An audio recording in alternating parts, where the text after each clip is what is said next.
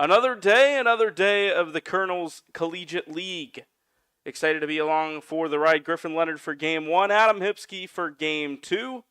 Game 1, the Blue Caps and the Ground Sloths. So we're going to take a quick break here, but I just wanted to say hi. When we get back, I'll get you starting lineups and get ready for this game as we begin our KCL doubleheader. We'll be right back.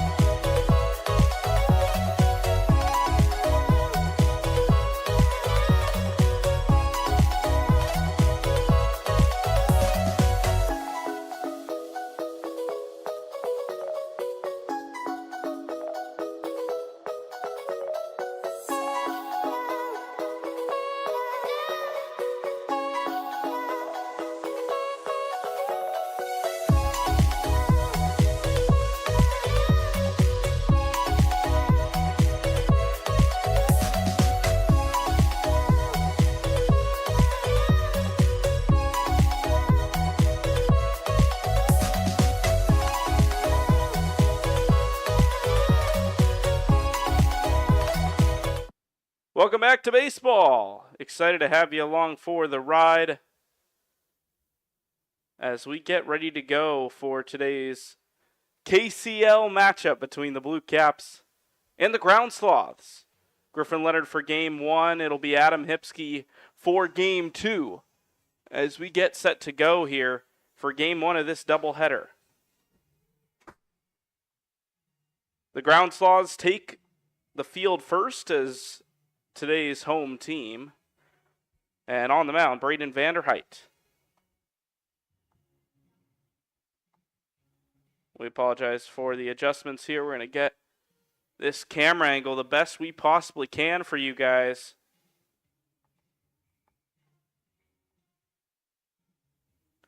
As we get ready to go.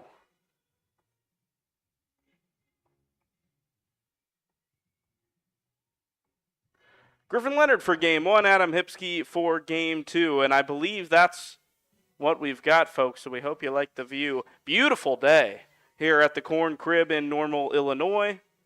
Delighted to be here for Game 1 of what should be an entertaining doubleheader as these teams continue to feel each other out. We've got yet another doubleheader in what will be a 6-week season, allowing these players to grow as collegiate baseball players and play at a beautiful stadium such as this. Nate Cooley throws down as the Ground Sloths complete their warm-ups, and we get ready to go here in Game 1 of today's doubleheader. It's the Blue Caps stepping into the box, and it'll be Caden Maurer leading off for the Blue Caps this afternoon. First pitch from Vanderheit is a fastball just missing the inside edge, and ahead in the count is the leadoff hitter, Maurer. 1-0. Misses once again. Caden Maurer, Lakeland Community College. And the infielder digs back into the box and swings to the 2-0. Grounded to Brozick at third. Brozick goes across the diamond. Short throw. Trying to pick it is Adam Price at first, but it brings him off the bag. And he didn't hold on to the ball regardless. On base with what'll probably be an error is Caden Maurer.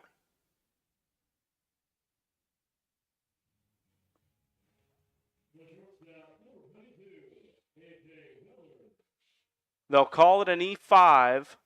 So the third baseman assessed for the error. And Caden Maurer stands on first. A.J. Weller, the next in the box for the Blue Caps, and he slashes the ball to right field on the first pitch he sees. Going first to third on the play will be Caden Maurer. And there's a couple of early base runners for the Blue Caps as they knock their first base hit of the game. A hard liner to right field. And the Blue Caps are cooking early. They had their game yesterday. It went down as a win in the official scorebook after 4 innings of play, but some harsh rains prevented the end of that one. They won the shortened game 4-1 against the Bobcats. Vanderheit back on the rubber. He faces Blanchette now with runners on the corners and no one out. Running on the first pitch is Weller. Throwdown goes high of the second baseman. Safe into the play is Weller, and Maurer trots home as a result of the throw. Things are going swimmingly for the Blue Caps, and they lead 1-0. So a runner on second, no one out, and a run scored for the team in the whites. Vanderheit comes home with the second pitch of the at-bat, which is taken low for a ball. We'll wait for the official count here in the stadium as the scoreboard yet to be updated. And our home plate umpire has not clarified quite yet. But Vanderheit stares down Weller at second base. Gives him a couple of looks, now comes home. Fastball driven to right field, down the line and fair. It'll drop in ahead of the right fielder Casillas. Rounding third and coming home is Weller, and he beats the throw by a couple of steps. An RBI single for the 3-hole hitter Blanchette, and the Blue Caps are really rolling here in inning number 1.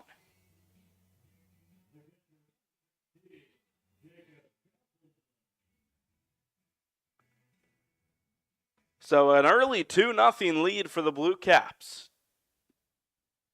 Back-to-back singles to right field. And now Jacob Castleman into the box. A first pitch strike on the outside corner, and it all really starts with an error. No defensive mistakes allowed here in the KCL because teams will take advantage. 0-1. Vanderheit comes home and misses with a looper that never really looped. Stayed high and outside, and the count's even at 1. Trey Blanchette, after his RBI single, leads off of first. The righty gives him a look and now comes set. Deals from the belt. And the pitch, a change-up, falls low and out of the zone. And the count goes into the batter's favor. 2 balls and a strike to Castleman. Castleman ahead in the count. The infielders playing a touch in and a touch closer to second base with the double play opportunity. The 2-1 is fouled away, out of play, and over into the concourse here behind us. It'll be a 2-2 count to the cleanup hitter, Castleman. Castleman, a corner infielder, hails from El Paso, Indiana. And that pitch is taken high.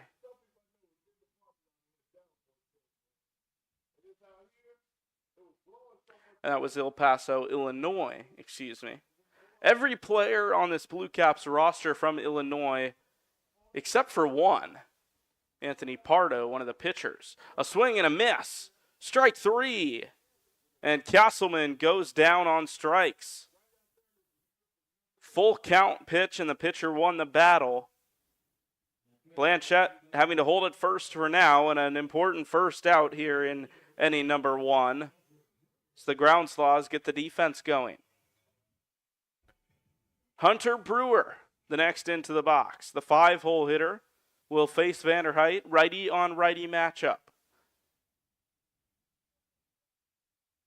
A long look down at the plate, and now going home is Vanderheit, and he finds the outside edge with a slider that started on the middle of the plate and broke away from the hitter in the strike zone by a couple of inches, and it's 0-1. Right fielder playing way back after trying to keep a couple of balls in front of him earlier. The 0-1 swung on and missed. Down into the dirt, the catcher, Cooley, has to grab it, but he's able to retrieve it before Blanchette is able to move anywhere. No balls and 2 strikes. Vanderheit looking for back-to-back strikeouts, or at least back-to-back outs after giving up a couple of early runs. The 0-2 fastball fouled away out toward the cornhole set in right field. And a kid trots over to go collect it. Just after 5 o'clock local time, a beautiful day, not a cloud in sight. And the 0-2 in there for a strike. Off-speed pitch froze Hunter Brewer. And back-to-back strikeouts, this time looking dealt by Vanderheit. So after 2 quick runs caused by an error and 2 hits, we have back-to-back strikeouts, and now there's 2 down in the first. Cal Darling, the next to take the bat. The outfielder from Heartland, just down the road. First pitch to him, skips in the dirt, a 58-footer, and Darling ahead in the count. The infield finally moves back into their normal positions. Third baseman Brozick especially a little deep there in the hot corner. The 1-0. Off speed in there for a strike. Kind of sat there, but Darling content to let it go by him, and the count's even at 1. A ball and a strike to the 6-hole hitter. He's got Jake Morrill behind him in the on-deck circle. The 1-1 lined into right center field. A little bloop that'll drop in between the second baseman and the right fielder. Moving to second and being held there is Blanchette. And it's a third single of the inning for this Blue Cap offense. So 2 on, 2 out. As this Blue Caps order continues to cycle and spin without too much of a contest. Jake Morrill, the 7th batter to face Vanderheit in this inning. Vanderheit deals. Pitch missed outside. The ground slaws come into this one after losing yesterday to the Merchants 10-3, trying to rebound but not off to an ideal start as that 1-1 or that 1-0 rather is in there for a strike. Even count. Vanderheit checks on Blanchette at second. Now comes home with a fastball that just misses the outside edge. And it will allow the hitter to go up in the count. Morrill facing a 2-1 count.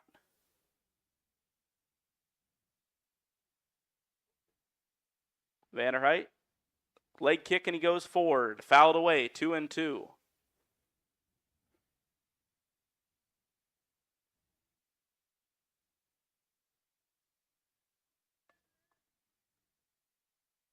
A new ball for the pitcher Vanderheit, and we get ready to go once again. Braden Vanderheit was in the outfield yesterday and now takes his spot on the rubber. The 2-2. Swung on and missed. 3 strikeouts in the inning, but 3 hits, causing 2 runs for the Blue Caps. And they are trucking here early. We go to the bottom of the first. Blue Caps lead early.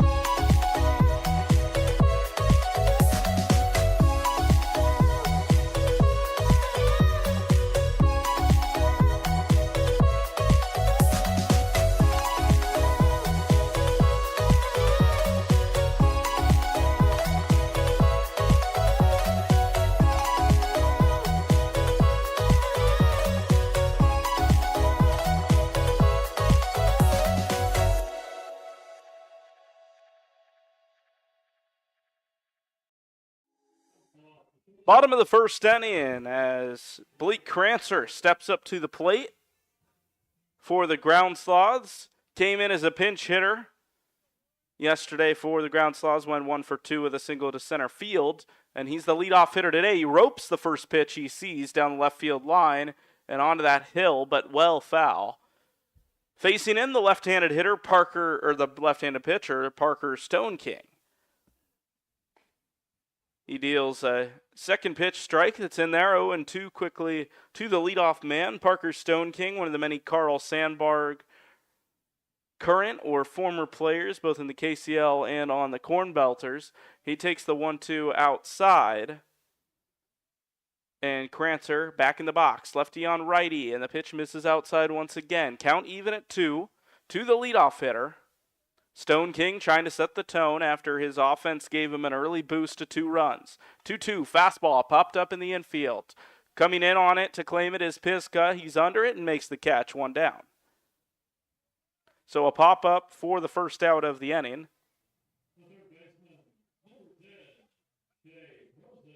And Shea Brozick will bat next.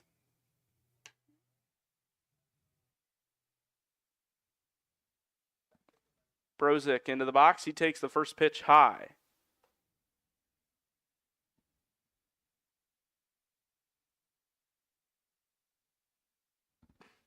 (1-0) fastball taken in there for a strike. Shea Brozick, one of the Ground Sloths' most consistent hitters. He had a base hit the other day and takes a strike on the outside half. Brozick, a normal Illinois hometown hero, and the ball is taken outside 2-2. You'll have to forgive me if I constantly say Indiana instead of Illinois. That is my state of college, so I see it a little more frequently. But the 2-2's taken a little outside. It was a curveball that never really found its break back into the zone. 3-2. Off speed, fouled away, and the at-bat will continue for Shea Brozick. Despite the runs, it was a quick top half of the first, just under 10 minutes. And a long first couple of batters here. Brozick works a walk. The 3-2 dives low. First base runner of the game for the Ground Sloths. And now Nate Cooley will take the bats for his squad.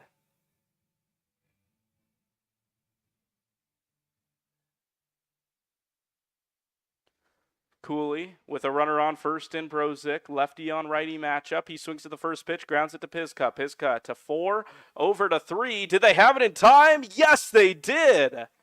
Double play around the horn. And that will do it for the first inning. Some flashy glove play from the Blue Caps. And it's 2-0 after the first.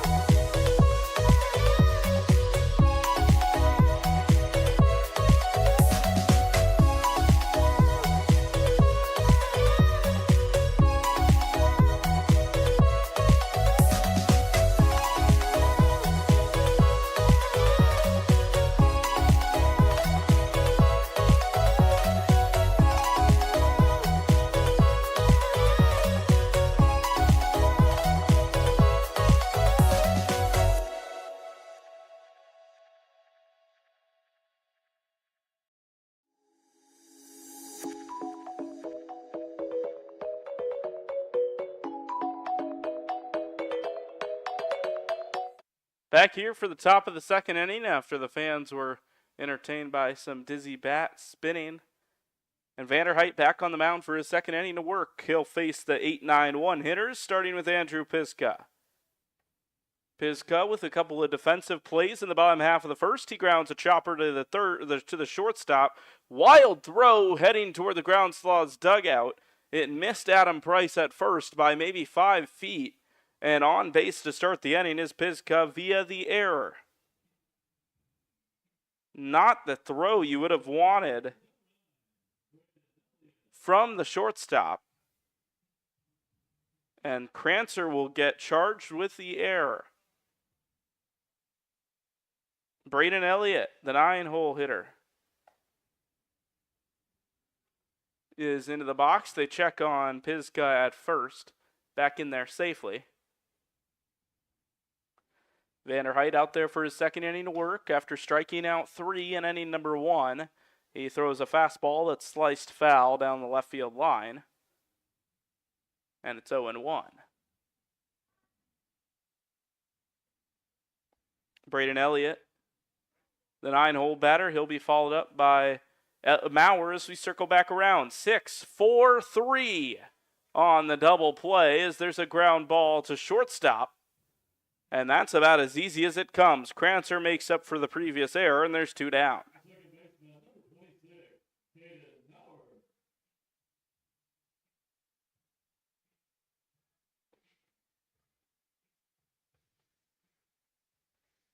So there's 2 down, and now back around to the top of the order we go. Caden Maurer, who reached on an error last time. He takes strike 1, a curveball that fell into the heart of the plate. Grounded the ball to the third baseman, who made an errant throw. And this time he lines the ball to right field. Coming in to claim it as Casillas. And after the inning started with an error for the second consecutive frame, a quicker end to this one as we end with a fly ball to right. We'll take a break. When we get back, the Groundslaws try to chop into the lead. You're watching the KCL.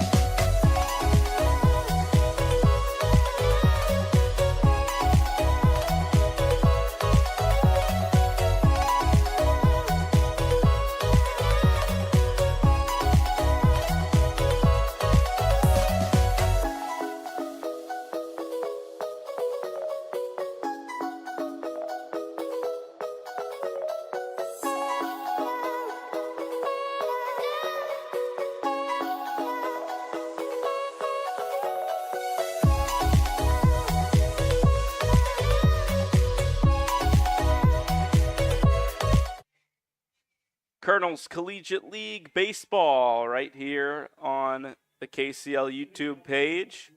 Don't forget to join us tomorrow on Prospect League TV as we get set for another normal Corn Belters showdown. This time against the Terre Haute Rex. Griffin Leonard alongside for the call, and we'll have Adam Hipsky for game 2. Mateo Casillas into the box, the left-handed hitter, will face the lefty Stone King, who's out there for his second inning to work. Takes strike 1 and takes ball 1 high. Both curveballs, first a little lower than the other. And it's 1-1. The lefty quickly back into the windup. This curveball sat on and lifted into deep left center field. Going way back on it is Darling, and it's over his head. Off the wall on a couple of bounces. Trending second, and sliding into third as Mateo Casillas. And that's a leadoff triple. Off the bat, that didn't look like it had a whole lot on it, but that ball kept carrying, and Darling couldn't track it down.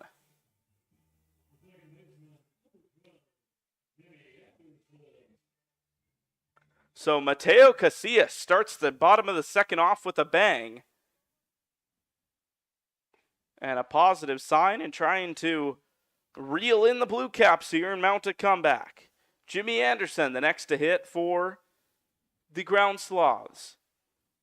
The 0-1 misses outside and a little bit high. Anderson to bat, the second baseman. He faces Stone King.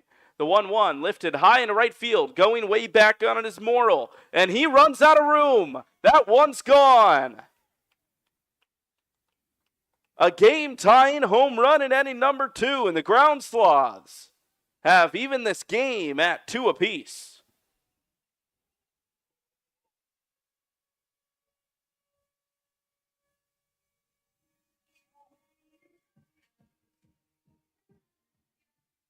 Two to 2 is the score, and the musical cries of "It's Raining Tacos" play in the corn crib.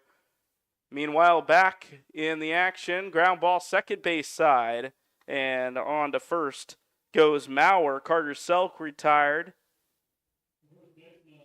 But how about Anderson? Tying this game with the big fly. And once again, a fly ball that didn't look like it had a whole lot on it. Now the flagpole in center, blowing out a little bit, but those balls just continued to carry. And we find ourselves in a tied game. Adam Price, the lefty, into the box. 1-0 count, and he slashes a foul ball that had quite a bit of pace on it, but foul by about 10 feet. And the count's even at 1. The 7-hole hitter Price had a good day yesterday with a couple of base hits. And he faces the 1-1, which is lashed into right field, and that'll be a base hit. So Adam Price continues his streak of seeing the ball pretty well and hits a line drive to right field in front of Morrill. And the Ground Sloths finally starting to find their groove. Tough Elson, the next to hit for the Sloths. Elson from Bismarck, Illinois, takes the first pitch inside. And now it's all about how Stone King can respond. He had an easy go at it in inning number 1. Now he's faced a little bit of trouble. Can he recover? The 0-1 is fouled off into the screen behind home plate, and the count's quickly 0-2. Or, 1-1. 1-1 hit in the same spot. Back to the screen, caught by our on-deck batter, Dalton Hobbick, who after leading off yesterday bats in the 9-hole is sort of a second leadoff in this afternoon's contest. Elson digs back in, the 1-2. Flare shot into right field. That'll fall in front of the right fielder, Morrill. Another base hit, this time off the bat of Elson, and it didn't quite have the pace on it, but it landed in a similar spot, and that's all that matters. Advancing to second on the play is Adam Price, and the Blue Caps will have a mound meeting.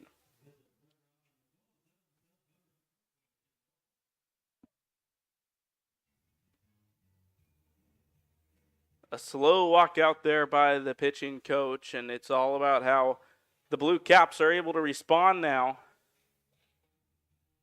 after heading out to an early lead, but have since struggled.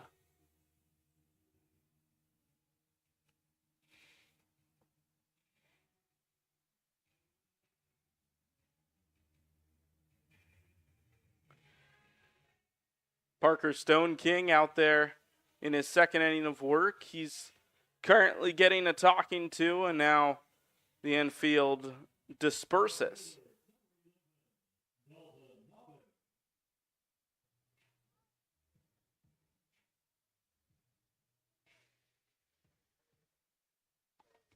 Into the batter's box now, Dalton Hobbick. He hits the first pitch hard out to left center field. That's in front of the center fielder, Darling, and the bases are loaded. Back-to-back base hits. And the bottom of the order coming up huge for the Ground Sloths. The 7, 8, and 9 hitters all getting base hits off the starting pitcher, Stone King. And the man who had a 10 ERA at Carl Sandburg this last season, finds himself in some trouble. Back around to Blake Crancer at the top of the order. He takes ball one outside. Price on third, Elson on second, Hobbick on first base. The 1-0, fastball lifted high into the air, shallow left field. Now going back on it is Elliott. He drops the ball. Elliott drops the ball. One run will come in, and everyone will move 90 feet. He was shielding his eyes the whole way. I assume he saw the ball but had the sun to deal with. And in the end, the Sun won the battle. 3-2, the Groundslaws now lead. It wasn't like the ball was hit terribly difficult or terribly hard. But the Sun makes it so much harder. The two-hole hitter, Brozick, walked his last time, and now he's in the box. He fouls off the first pitch of the at-bat, and now settles back into the right-handed batter's box. 4 batters in a row have reached base, and now a pop-up. Going back on it is Blanchette, and it lands behind him. A bloop and a blast, and now a couple of bloops. 2-run score. Brozick singles over the head of Blanchette, and coming in to score are Elson and Hobbick. Brozick strolls into second base on the throw. It'll be a 2-run single, and that will spell the end of the day for Stone King. A 5-run inning for the Groundslaws, and we'll take a break here on the Kernels Collegiate League YouTube channel.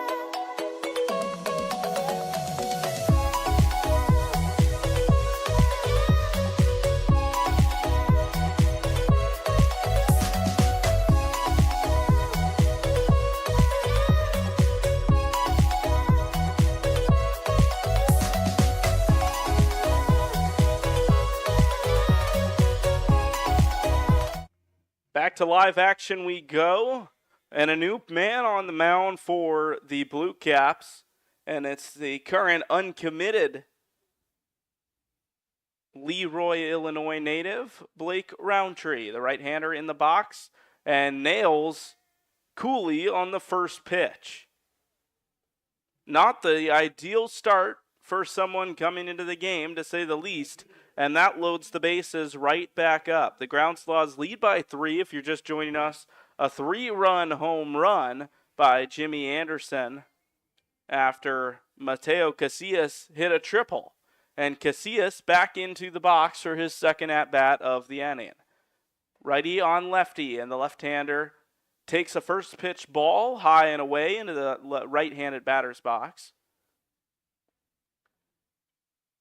With one out, there's the bases loaded and a chance to tack on more. 1-0 dives outside. He's missed all 3 pitches he's thrown in that right-handed batter's box.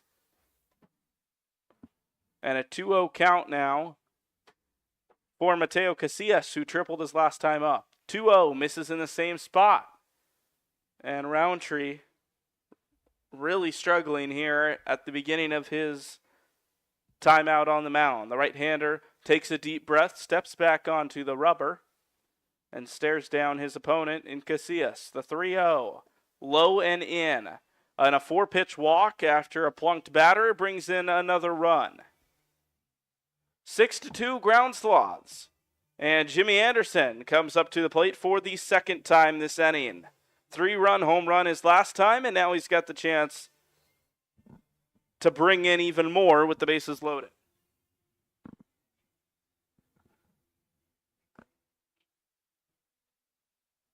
Six hits in this second inning. And the first pitch off the glove of Castleman and all the way to the backstop. One run scores, and the other runners move up.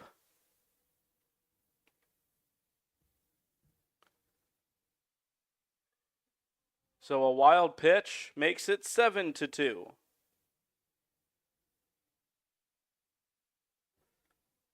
Cooley moves to third. Casillas now on second. 1-0 misses outside, and it's now 7 straight pitches to miss the strike zone for Roundtree since entering this game.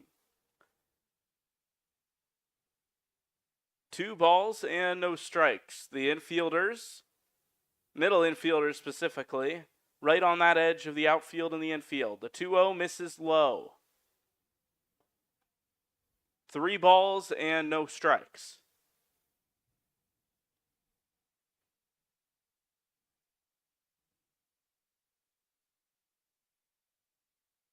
Collecting at the belt and going forward is Roundtree, and he misses the zone once again. This time closer than the previous, but still low, and another 4-pitch walk. And you'll have to wonder how long he will be given to go, as there's already more action in the bullpen. 7-2, ground sloths lead. And it's Carter Selk who grounded out as the only out in this inning. He bats once again and lifts a fly ball into left field. Out there is Elliott, who dropped one earlier this inning, fights off the sun to make this catch, but the ball was deep enough to score another as Nate Cooley comes in via the sac fly. So the sacrifice scores another, and it's 8-2.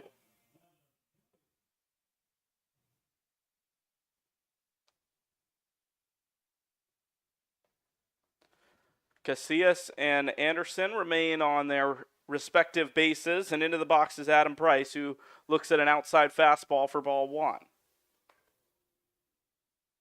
Adam Price singled to right field in the first of 3 straight base hits by the 7-8-9 hitters in this lineup earlier this inning, which after the initial home run really put the ground sloths in the position they're now in. A ball and a strike to the 7-hole hitter. Price looks at that one, and it just misses the outside corner of the zone. 2-1 as the batter once again moves ahead. Price stares down Roundtree, who comes forward with the 2-1 and loops in a curveball, dropped by the catcher Castleman, but in there for a strike. And now just a strike away from getting out of this inning are the Blue Caps. 2 balls and 2 strikes. The ground sloths with 8 already in this inning, and with runners on to make it 10. 2-2 lifted into center field. Going back on it is Darling, but settling under it, and the inning is finally over. 8 runs, courtesy of a home run and a whole lot of singles. We'll be back for the third here in a moment on the Kernels Collegiate League YouTube channel.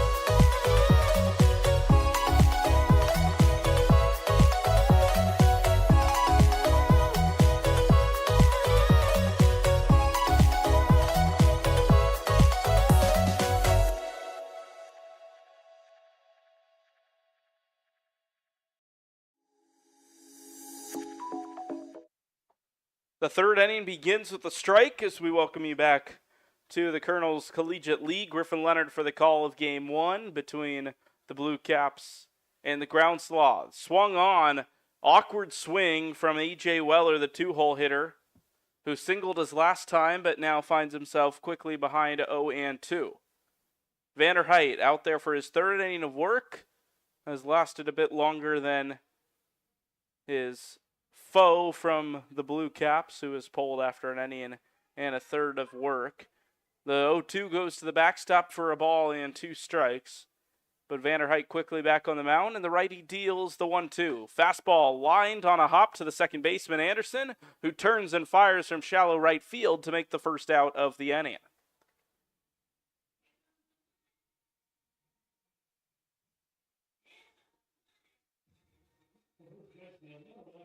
So it'll be Trey Blanchette who tries to get this ball rolling in the other direction. It was a good start for the Blue Caps, and it was largely due in part to these guys.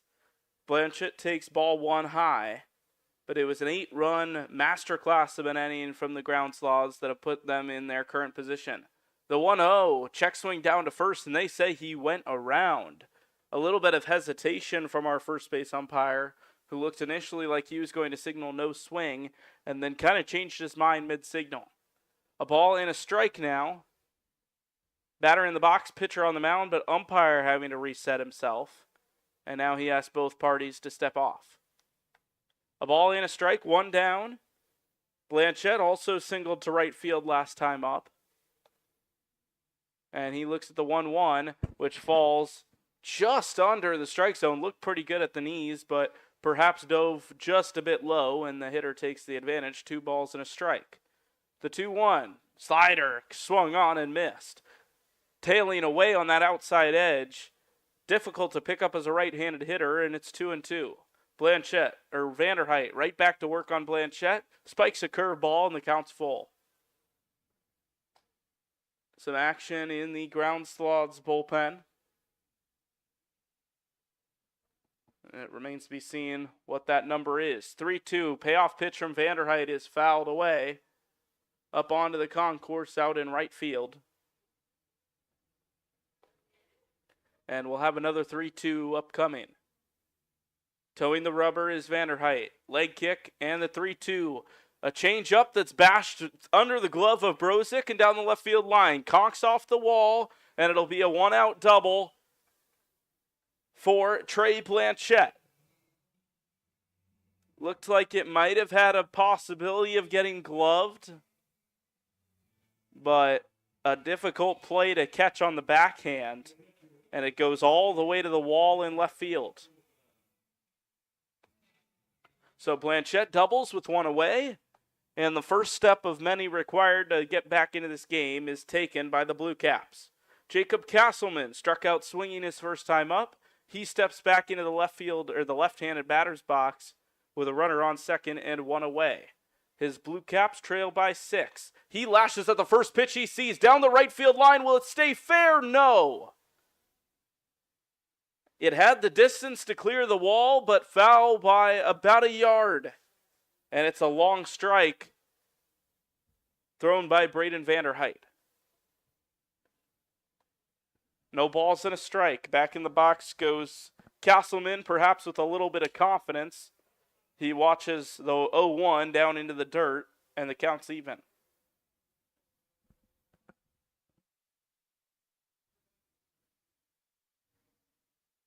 Castleman steps back into the box, 1-1, and the fastball blazes high. 2-1 the count to the 4-hole hitter. Blanchette with that wide lead off of second base so he can keep the shortstop in his peripheral. He's being left alone out there and takes a little bit of a big secondary. Hard ground ball to the right side, gloved by the first baseman, Price. Price will step on first, and Blanchette uses that to move over to third base, but an important second out made by the Ground Sloths.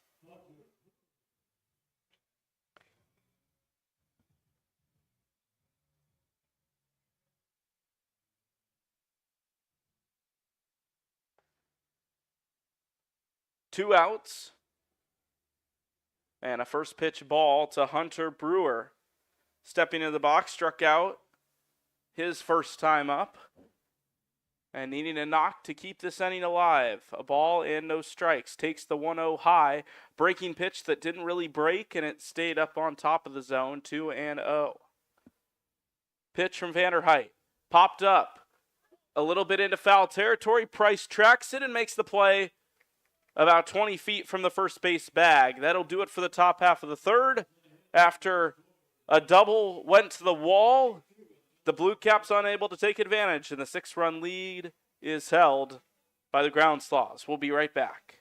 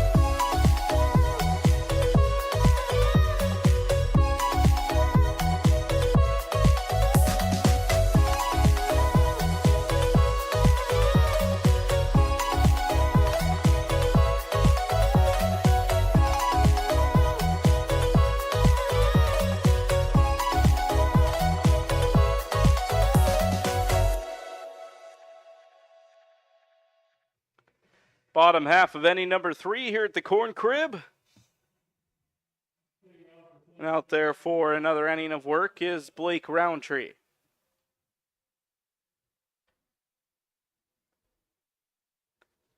He'll face Tough Elson to begin this bottom half of the third frame.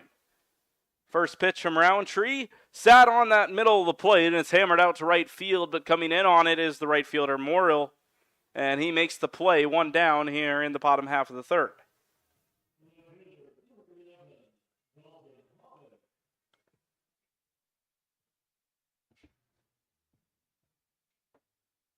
So 1 out early here in inning number 1. And into the box, the 9-hole hitter, Dalton Habeck. Singled to center his first time up. Now hits a hard ground ball to the third baseman. Pinska with a high throw across the diamond, and it takes off Blanchette on first base. An error as the Blue Caps defense continues to struggle. A combined 4 errors between the two teams now in this game.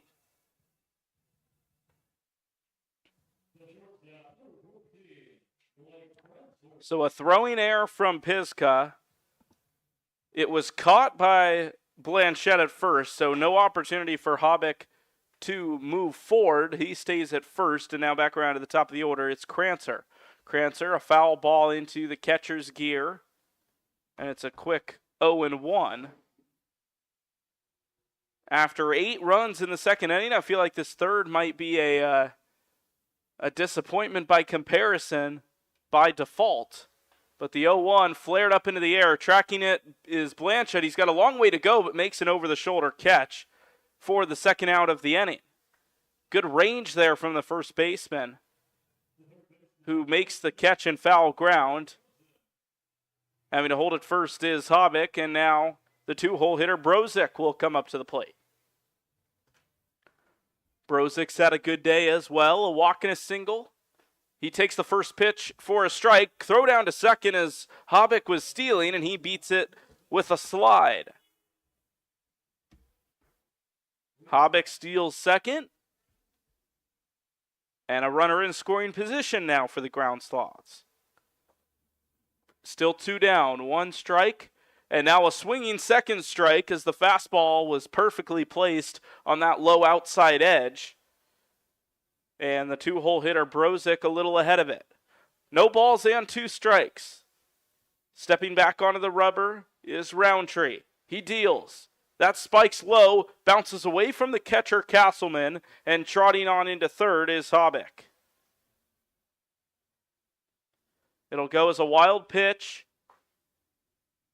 And now an unforced error by Piska has put a runner on, who has now gotten to third base. Here with 2 down. 90 feet away. 1-2. Fastball low, but glove this time by Castleman. And the count goes to 2-2.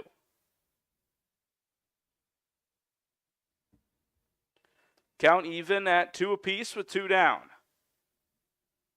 8 runs in the second half, or the second inning. Looking for at least 1 here in the bottom of the third. And it's a hard ground ball into the middle, gloved by A.J. Weller on the forehand, and he throws him out. The infield showing off their range, and they get out of the third unscathed. We'll go to the fourth.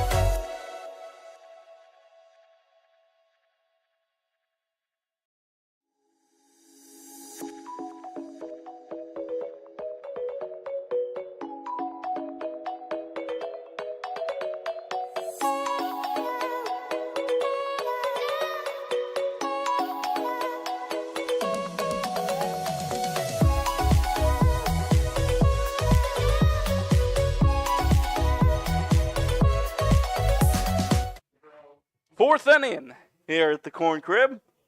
8-2 is the score. And finally, Braden Vanderheit's day is done after 3 innings. He is replaced by Lucas Frank on the mound. His first challenge, Cal Darling, who fouls the first pitch back. Lucas Frank, Kankakee Community College right-handed pitcher. One of multiple here in the KCL. I feel like I should be using a pitch counter to keep track of every time I say Kankakee. Ground ball, short ground ball over the pitcher's head, gloved by the shortstop Crancer, thrown across the diamond for out number 1.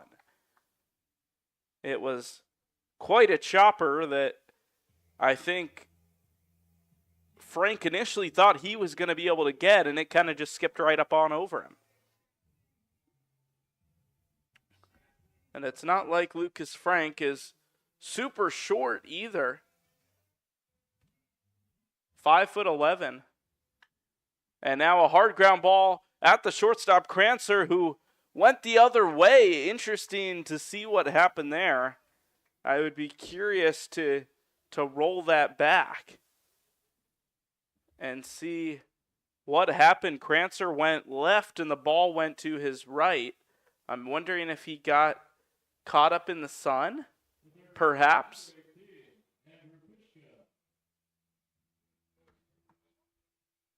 but a 1-out base hit.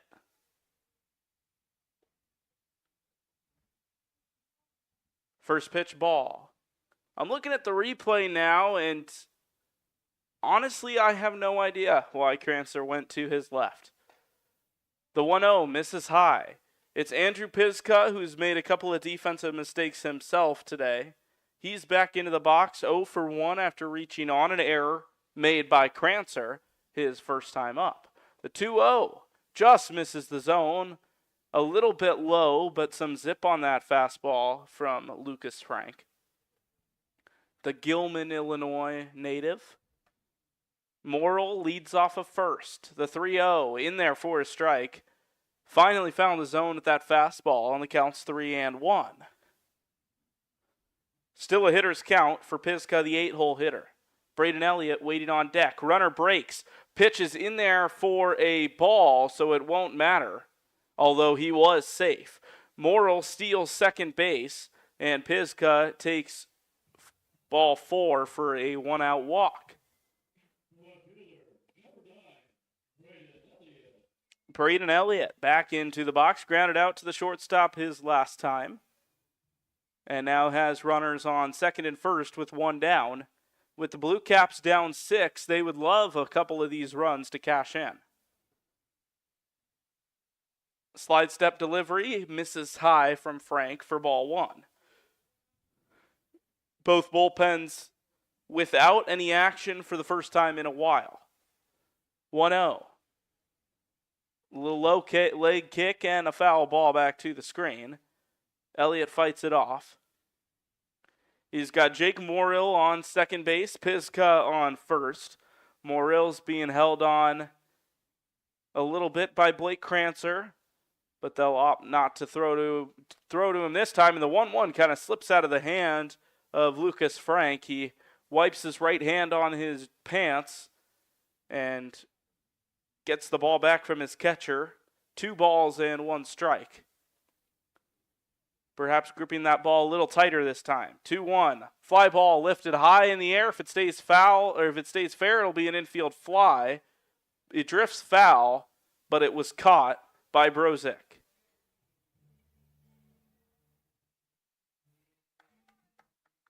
So 2 outs. The base runners stay put at second and first. And back around to the top of the order we go for the Blue Caps. It'll be Caden Maurer. Flew out to right field his last time. A double steal going here. And in there is Jake Morrill. He steals third. And Piska follows him up at second base. So now 2 runners in scoring position after the first pitch strike. And the leadoff hitter can try to show why he's in that one spot. 0-1. Breaking ball, missed up high. He's not really getting the grip on that he wants to. He keeps leaving it up there.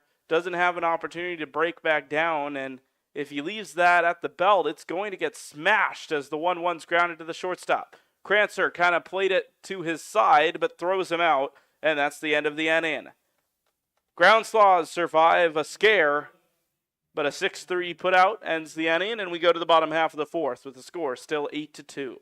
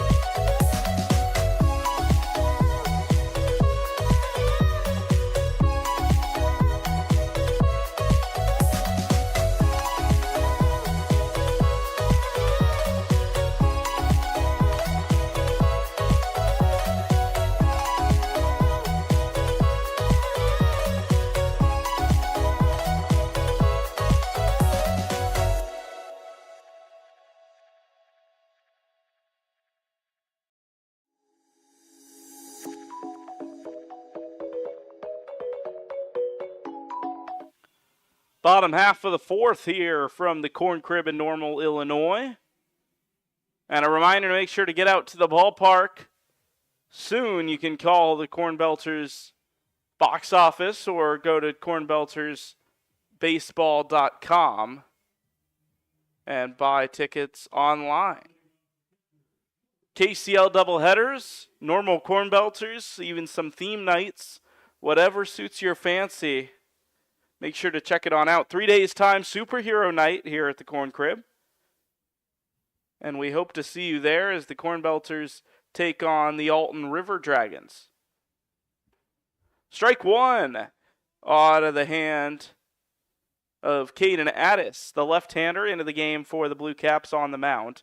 He faces the 3-4-5 hitters, and Nate Cooley lifts a foul ball, tracking it as the first baseman, who drops the ball, tried to make a breadbasket catch. Blanchett got there, was kind of eyeing the dugout as to see how much room he had, wasn't completely focused on the ball, and it fell to the floor. So no balls and 2 strikes to Nate Cooley, who was hit by a pitch his last time. Caden Addis, the Illinois Wesleyan product, deals the 0-2, and it's hit hard on a line. One hop to the shortstop Weller, who goes across the diamond in time for the first out of the inning.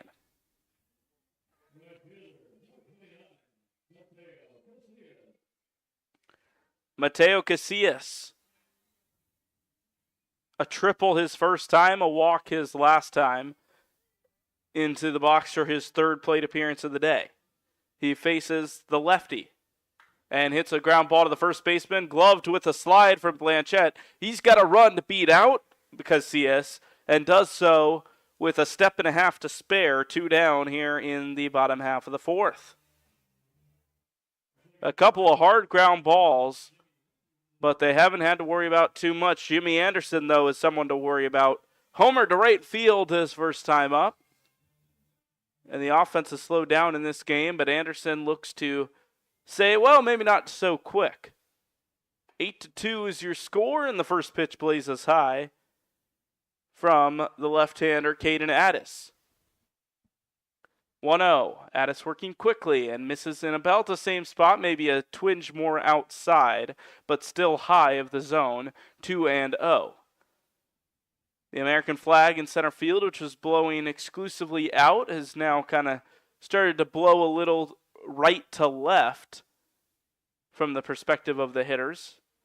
And the count now 3-0. 3-0, fastball. Just misses the zone. And for the second plate appearance in a row, Jimmy Anderson has worked a walk.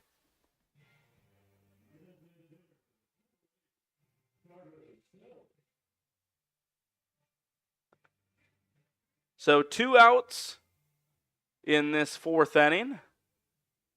And an opportunity for the Ground Sloths to add on here. Carter Selk, sac fly last time. He swings and misses, swung through the fastball, and falls behind in the count early. Carter Selk into the box for the third time today. Grounds the ball to the second baseman. Maurer fields, goes the short way to Blanchett, and that retires the side. The game is speeding up here, folks. Grab some popcorn and be back in 2 minutes for the fifth inning.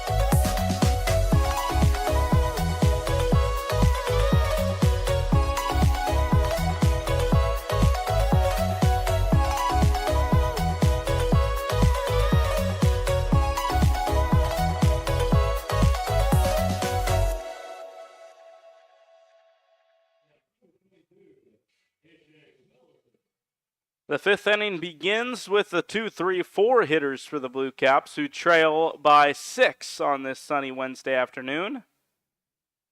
The humidity becoming a little bit of an effect as the day grows longer and longer. The first pitch is sliced down the left field line. Tracked down by the left fielder, Hobbick. Snow-coned it. And that's the first out of the inning, and it looked like that ball came loose, but he kept it in his grasp and retires Weller for out number 1. That ball was slicing from the moment it left the bat. And that is a tough play to run that down as the left fielder, but Hobbick did so, and there's one away in the 5th. Trey Blanchette, 2 for 2 with the easiest 2 quadrants of the cycle, a single and a double today. Blanchette looks at the fastball, dive down low, and is ahead quickly 2-0 after the first pitch missed outside. 2 balls and no strikes. Here's the pitch. The 2-0 lined into right field, but well foul and out of play.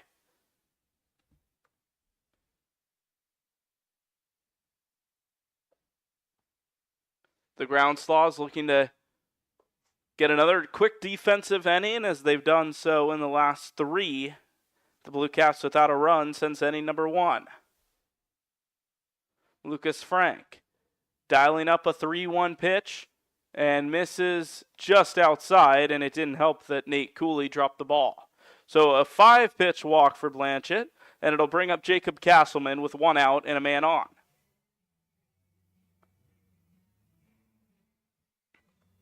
Some more action in the Groundslaws and Blue Caps bullpens as they get ready for these late game scenarios. So much of the work done is done before the game day. A lot of coaches relying on analytics rather than their intellect in the moment. First pitch curveball misses inside. Shout out to the Corn Belters analytics interns across home plate from me on the left side. And the 1-0 fastball on the outside edge for strike 1 to even the count. Blanchette leads off first. He's held on by Adam Price. Middle infielders perhaps preparing for the double play ball. Fouled off on the 1-0. Back to the screen it goes, and a new ball into play for Lucas Frank. Frank checks on the runner with a little bit of a gaze, and now comes home with the 1-1. Just misses inside. Curveball started on top of the plate, kept breaking inside on the hands of Castleman, and I guess just missed that inside corner by an inch or 2. 2 balls and a strike. Fastball swung at and missed. And I guess the scoreboard was wrong here in the stadium, as that is strike 3. So Castleman goes down on strikes. And I apologize for not knowing better. But regardless, 2 down in the 5th. Hunter Brewer the next to bat for the Blue Caps, who continue to trail by 6 runs. First pitch to Brewer, misses high and tight for ball 1. Lucas Frank continues to deal out there on the mound for the Groundslaws. And they hold a 6-run lead over the Blue Caps. Groundslaws trying to end their losing streak. The 1-0 grounded to the second base side, fielded cleanly by Anderson. He goes to first and retires the side. Another scoreless inning for the Blue Caps on offense as the Groundslaws continue their dominance on the defensive end. 8-2 as we go back to the break.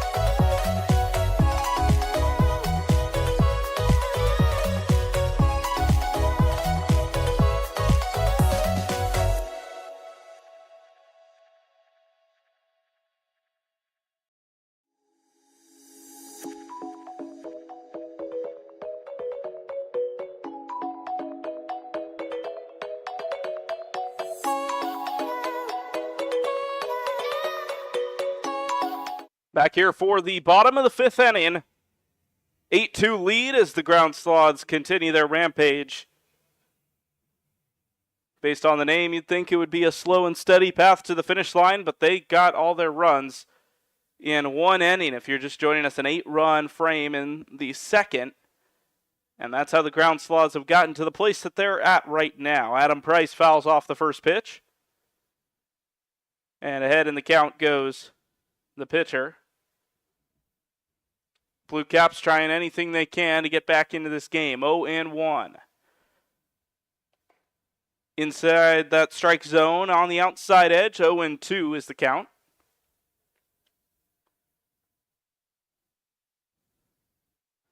Caden Addis back out there for his second inning of work. And Addis deals the 0-2, low fastball. The catcher, Castleman, was set up outside. He missed on the inner half of the plate.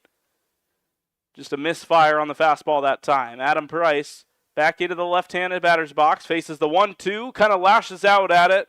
Lashes it into center field. It's over the head of Cal Darling.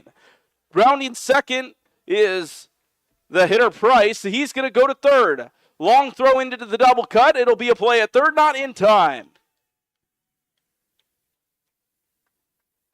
Adam Price gets perhaps a bit of an undeserved triple, but it's a triple nonetheless. That ball was hit very solidly, considering he kind of just threw his hands at it. And as we've seen a couple of balls do today, it kind of just kept carrying.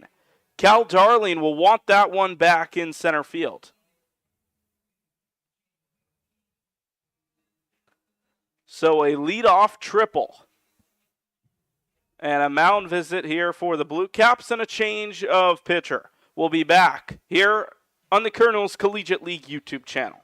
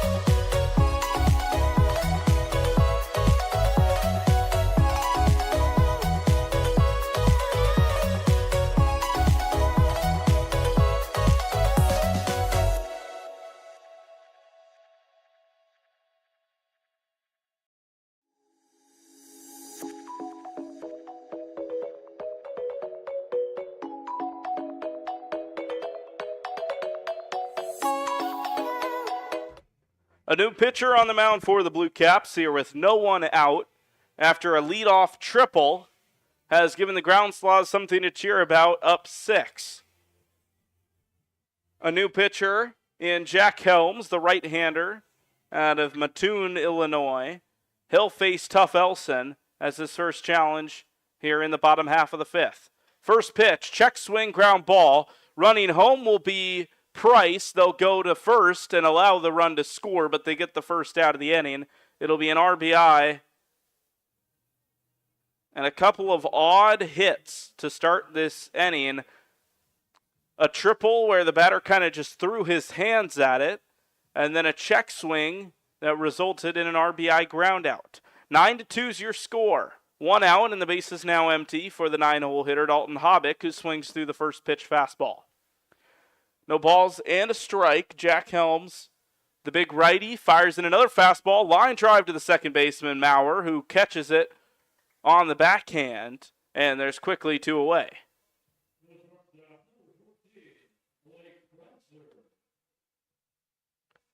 So a line out brings up 2 down quickly here in the bottom half of the 5th. And Helms getting weaker contact despite having balls put in play. In the first pitch, curveball is in there for a strike to Blake Crancer. Crancer now 0 for 3, a couple of flyouts, and reaching via an error, which should have been a flyout. And he takes the 0-1 inside to even the count.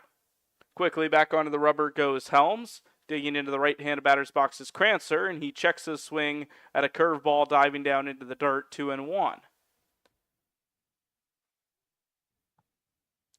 Crancer looking to break that hitless streak. The 2-1 skips in front of the plate and trickles on back toward the backstop where it's retrieved by Shea Brozick, who will hit in this inning if Crancer can reach base.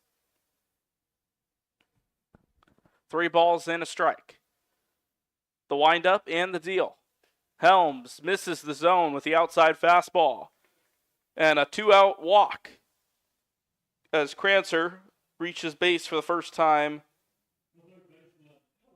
in a way that will count for his on-base percentage. His second time overall. Shea Brozick, the next to hit. Has walked and singled today, but grounded out to the shortstop his last time up. He grounds the first pitch to second base, and it's off the glove of a diving Caden Maurer and into right field. Turning second and going to third is Crancer, and runners are on the corners. Now, I would be willing to bet that if Maurer was playing in a normal position, he would have made that play. But despite there being 2 outs, kind of sidestepped a little bit into more double play depth. And because of that, was just enough out of position where he had dived to make that play, and the ball just glanced off his glove. So corners and a fly ball first pitch by Cooley. Back goes Darling. Darling misses it once again. Over the head of Darling, who slowed up. 2 runs will come in to score, and it's a double. Cal Darling is having a nightmare of a half inning out in center field. That one needed to be caught. It was a hard fly ball, but Darling had the time, slowed up at the end of the play, and then misjudged it at the last second. 11-2 as the Groundslaws now lead by 9. 4-hole hitter Mateo Casillas watches a first pitch slider sneak in on the inside edge. Righty on lefty matchup. Groundslaws by 9 with 2 outs in the bottom of the 5th. The 0-1. Fastball inside along that line of the batter's box, but not close enough to hit Casillas. Mateo Casillas tripled his first at-bat, has since walked and grounded out. A ball and a strike. Fastball outside. 2 balls and a strike to the cleanup hitter.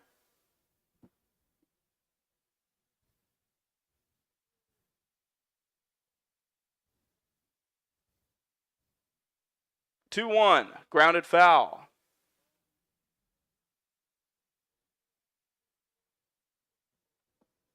Mateo Casillas, the SIUE rising sophomore. Hit 286 and 14 at-bats. Only started 2 games this freshman year. And he takes the curveball outside. The count will go full. He played a little bit for Edwardsville his first season, but never really got going. 3-2. Line drive, left field, and down for a base hit. They're going to hold the runner Cooley at third base, and it'll stay a 9-run game, but a line drive base hit for the rising sophomore from Mahomet. It'll be Jimmy Anderson, the man who started the scoring for the Groundslaws. Can he add to it once again? 8 runs in the second, 3 now in the fifth, and an opportunity to add on more. Runner on third to make it 10 runs. First pitch misses high with a fastball. A ball and no strikes. He's got Casillas on first, Cooley on third. A ball and no strikes. The pitch. Slider got the strike zone with that one. It was sitting there for a while, passed up on by the hitter. Helms trying to survive. Pitch goes to the backstop. Wild pitch, and the run scores. And that will do it. Frustrating way for this game to end from the Blue Caps, but the 10-run mercy rule has been hit. 12-2 is your final after a wild pitch scores Nate Cooley to end this ball game. We're going to take a break, and when we get back, we'll have game number 2. Griffin Leonard signing off for today. Final score, 12 for the Ground Slaws, 2 for the Blue Caps. Adam Hipsky will take us for game 2 when we get back from this long break. Thank you for tuning in to the KCL. We hope you stick around for Bobcats Merchants.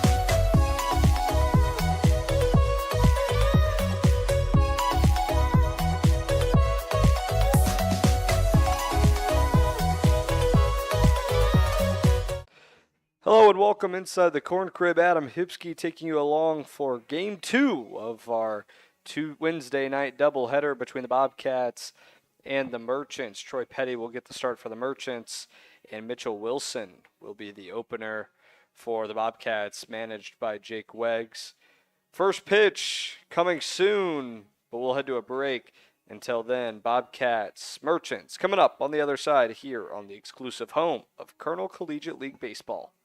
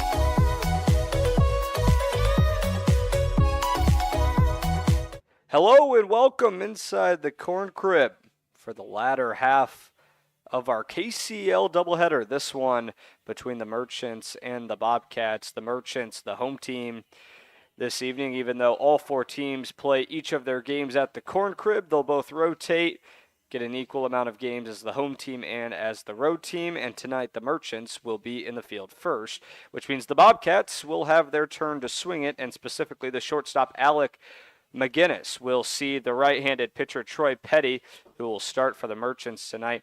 He's had 2 1/3 innings of work on the hill for the Merchants, but played his freshman season at Elgin Community College this past spring. The 6'3", 155-pound rising sophomore from McNabb, Illinois, appeared in 12 games. If you're looking for a larger sample size, appeared in 12 games this past season. Started 4 of them, received 4 decisions in which he split, won 2, lost 2, had no saves, had 28 1/3 innings of action, and had just a shade under a 7 ERA. Allowed about 1.5 walks, hits in an inning as Alec McGinnis, the right-hander, digs in as the leadoff man tonight for the Bobcats offense, who are managed by Jake Weggs. The Blue Caps, as Troy Petty fires strike 1 on the inner half of the plate. The windup and the pitch on the 0-1 outside works the count to 1-1. So the Merchants, sporting their blue jerseys, blue hats, white bottoms, as Petty kicks and fires outside for ball 2. The Bobcats, wearing their orange tops, white bottoms, green socks. The Bobcats with their orange alternates tonight. The 2-1 breaking ball just downstairs. A late arriving call from home plate umpire Chris Smith. He has strike 2. So evens the count at 2 apiece. The 2-2 to McGinnis. Swung on and missed a drop third strike. Or check that. Going to be a foul ball. Looked like a nice changeup there from Troy Petty. But instead, the home plate umpire Chris Smith says McGinnis tipped it. And we'll do it again at 2-2. This one swung on and missed. McGinnis made contact the first time on the 2-2, but doesn't there, and Troy Petty has his first strikeout of the night, and the Merchants defense has their first out of the night. So now the center fielder, Chase Weiss, who's batting .571 so far for this Bobcats squad. 3 RBIs, 2 stolen bases, so a threat if he can reach a board. The first pitch is swung on and missed as Chase Weiss was way ahead of the breaking ball. Dan Moselle, the second baseman, on deck for the Bobcats. The 0-1 inside evens the count at 1. As we take a look at the Merchants defense, Luca Morelli will receive the pitches behind the dish over at first. Grant Hackney, as we stop for the 1-1. Fouled straight back into the screen. Troy Petty ahead in the count, 1-2. Over at second, Danny Mao. Assisting him in the middle infield is the shortstop Cody Morton, and manning the hot corner is the third baseman Clay Kahn. 1 ball, 2 strikes to Chase Weiss. That one's lifted left side. Kahn and the shortstop Cody Morton converge, but it drops between the two of them, and Chase Weiss will motor into second without a throw, and a 1-out double for the center fielder has the first man aboard for the Bobcats offense in the top half of the first.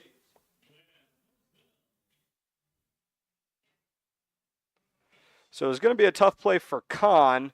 The sun's still out here at the Corn Crib. So I think he lost in the sun. Cody Morton was trying to help him, but it followed between both of them.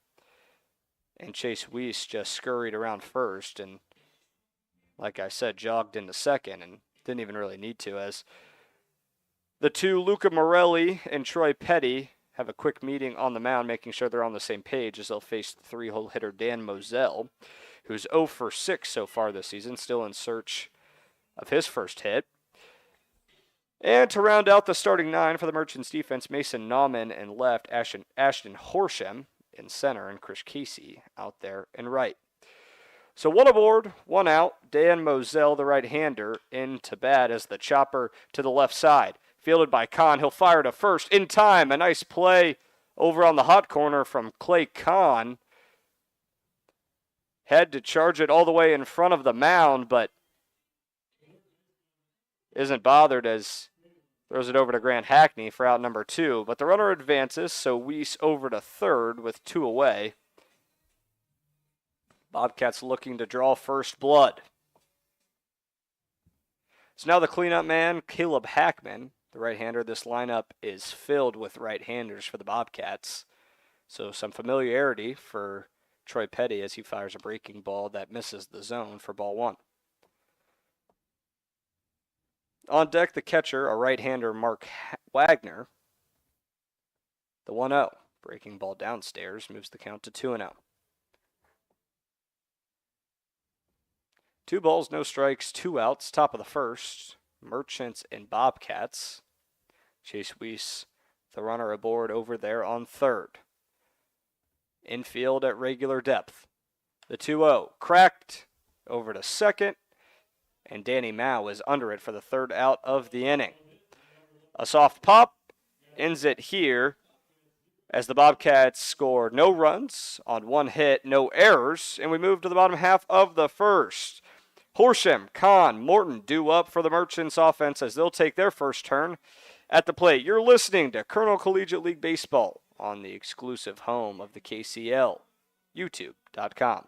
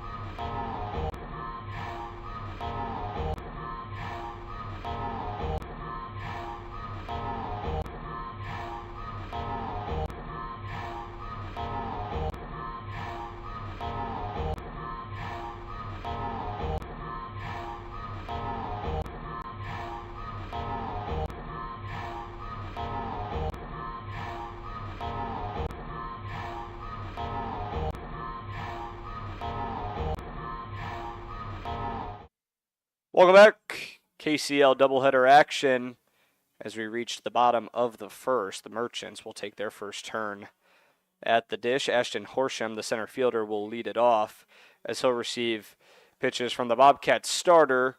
Jake Weggs has already announced that he's going to switch pitchers every inning. So Mitchell Wilson, the 6'3", 240-pound rising freshman, will serve as an opener for the Bobcats defense tonight. But the left-hander from Spoon River Junior College, or I should say committed to Spoon River Junior College, he'll head there in the fall, has a 4-pitch mix, fastball, changeup, curveball, also likes to work in a slider, but relies primarily on the fastball, changeup, and curveball.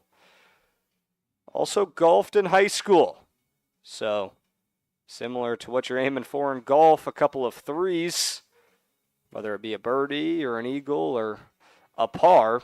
Mitchell Wilson in search of a 3-up, 3-down inning here in baseball. Mitchell Wilson, he's had 2 innings under his belt here in the KCL. In those 2 innings, he allowed 1 hit, 1 earned run, 2 walks, and 2 strikeouts. So not bad work, but obviously room to improve, but he's going to have to do it against the KCL's leading offense with the Merchants, and Ashton Horsham will be the one he sees first. Ashton Horsham batting .214 so far, as the first pitch to him is up and in for ball 1. Ashton Horsham, a lefty, a lot more mixture here in this Merchants offense between lefties and righties, as the 1-0 is grounded right side and just foul. The first baseman, Ryan Thiel, was ready to attack and take it to the bag, but the chopper landed to the right side of that first base painted white line, and we do the 1-1 now. As Mitchell Wilson was ready to go there, began his windup but stepped off the rubber. 1 ball, 1 strike. Horsham, the left-hander, stares at ball 2 as the fastball dives low and away.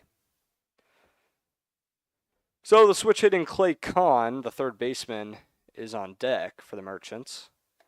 The 2-1 check swing. Chris Smith says he went. Evens the count at 2-2.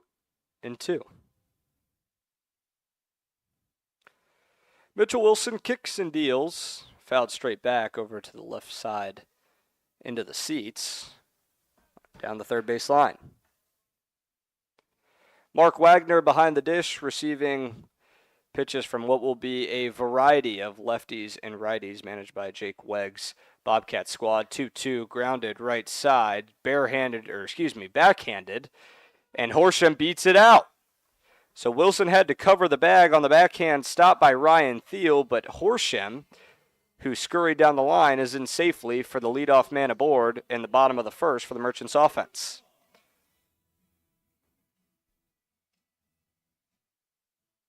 So this Merchants offense leads the KCL in runs scored.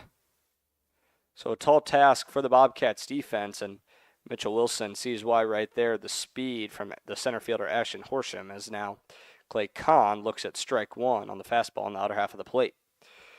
Ashton Horsham already with 3 stolen bases on the season, so he's taking a little bit of a lead over there on first, about 3 paces off the bag. He takes off for second. Wagner throws down, and Horsham will be in safely. Dan Moselle applied the tag, but just a shade too late, and Horsham is on second.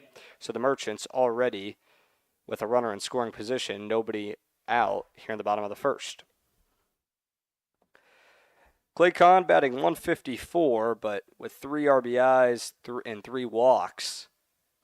So still a threat to get on base as the 1-1 is swung on and missed. The breaking ball in the dirt. Clay Kahn looking to drive his center fielder Ashton Horsham in.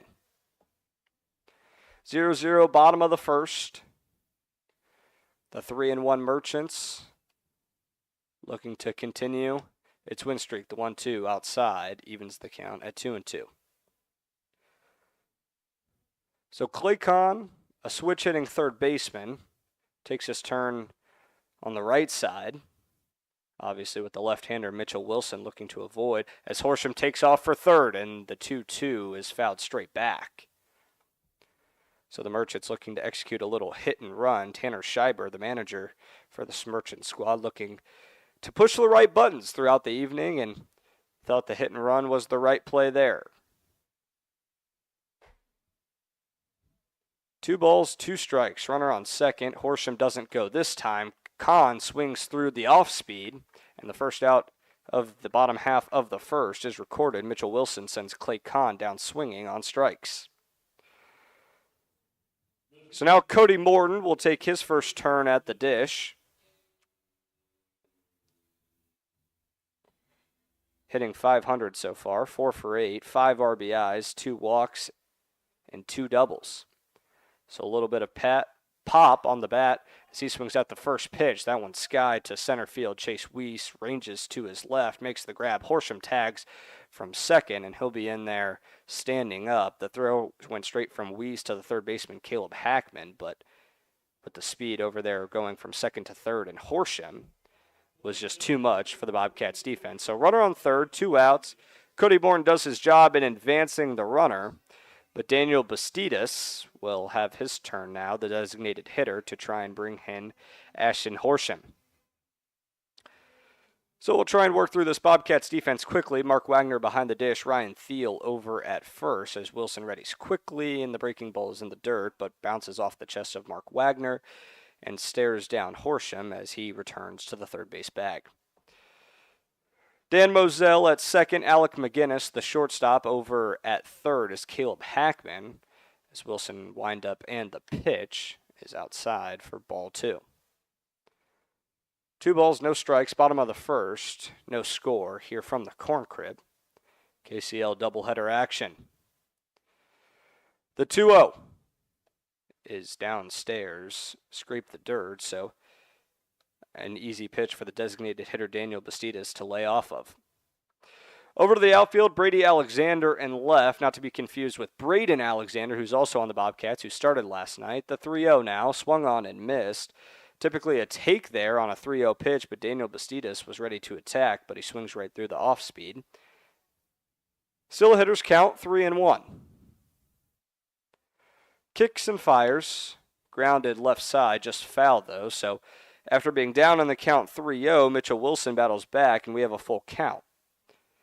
Chase Weiss in center, who we just saw make the grab for the second out of the inning, and the starting 9 is completed by Riley McAllister out in right field. The payoff pitch from Wilson to Bastidas is up and outside, so Bastidas draws a full count walk, and we have runners on the corners with 2 away in the bottom of the first. So now the 5-hole Luca Morelli, who's batting .444 and leads the team in OPS, which is on-base percentage and slugging percentage combined. He's got just over 1,100, which is monstrous numbers. Has a double. Also sporting a 3-game hit streak, looking to extend it to 4. If he can do so, Ashton Horsham will definitely score from third. So runners on the corner. We'll see if Bastidas elects to try and take second. Tanner Schreiber, as the first pitch is swung and driven into left field. Just fair. So Horsham scores easily. Bastidas moves from first to third. And Morelli will go into second, and he's out at second. Riley McAllister guns him down as Morelli was trying to stretch it into a 2-bagger. Merchants offense still draw first blood, though, as Ashton Horsham comes around to score, and Daniel Bastidas has an RBI single, or Luca Morelli has an RBI single, but the Merchants lead at 1-0, but still head to the top half of the first. You're listening to Kernel Collegiate League Baseball on the exclusive home of the KCL, YouTube.com.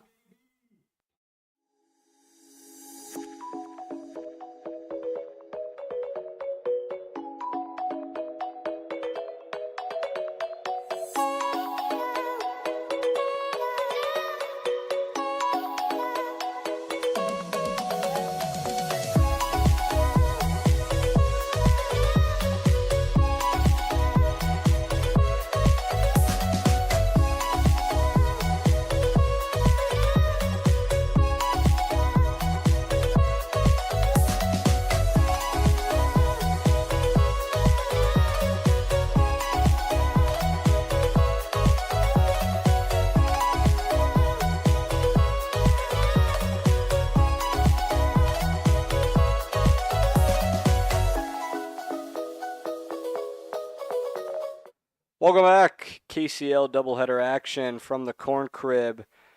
Top half of the second. Merchants lead at 1-0. Troy Petty back out for his second inning of the night. He'll be facing the 5, 6, and 7 hitters in this Bobcats lineup. Mark Wagner, the catcher, who rotates also between being a catcher in the lineup and the designated hitter. We saw him as the designated hitter a night ago. He's hitting .250, 1 for 4 on the season so far with 2 strikeouts. So, Troy Petty, the right-hander, will see righty, righty, righty in the form of Mark Wagner, Ryan Thiel, and Colin Carr. That would be the minimum in the top of the second. 77 degrees. Sun still shining here over the Corn Crib. The sun will set as the night carries on. We had a 12-2 victory, the Ground Sloths over the Blue Caps. A run rule in 5 here in the KCL. A 10-run difference after 5 innings will result in the conclusion of the game as Troy Petty now readies at the chest and is set to deal to Mark Wagner. Breaking ball first pitch inside for ball 1. So Ground Sloths won the opener of our 2-game nightcap here from the Corn Crib. The 1-0 is upstairs, ball 2. So Bobcats 1-3, Merchants 3-1, looking to extend its 1-game win streak in there for strike 1. Petty tries to battle back in the count after falling down early. Mark Wagner readies his bat on the right shoulder and drives that one down the right field line and foul. 2 balls, 2 strikes, nobody on, nobody out, top of the second. Here in Normal, Illinois. Wind up and the pitch from Petty. Got him, looking at that one. The 2-2 is on the outer half of the plate, and Troy Petty has his second strikeout of the night as he freezes Mark Wagner on the 2-2 fastball. So now Ryan Thiel, the first baseman, who's also batting .250 with a 1-for-4 in his 4 at-bats.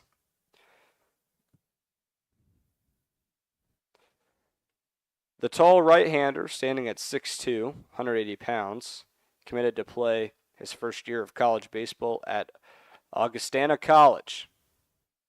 First pitch is inside, ball 1. Played his high school ball right here in the area at Normal Community. The hometown kid looks at the 1-0 breaking ball that finds the inner half of the plate, evens the count at 1-1. Thiel also a catcher, but playing first tonight as that one's grounded foul down the third baseline. Manager Jake Weggs tried to barehand it, but unable to corral it, and it bounces off the third base wall. So, Petty ahead in the count, 1 ball and 2 strikes, 1 out here in the top of the second. Petty shakes off his catcher Luca Morelli. Shakes him off once again. The batter calls time as Ryan Thiel looks to regroup. The pair of Troy Petty and Luca Morelli were taking a little bit longer, but now Petty wind up in the pitch, breaking ball downstairs. Bounces off the dirt, but scooped up by the catcher Morelli. And the count's 2-2 now. Petty readies at the chest, wind up and misses high. And Thiel works the count full here in the top of the second. So Bobcats looking to strike for their first time of the night. 1 away though. The payoff pitch from Petty is grounded foul.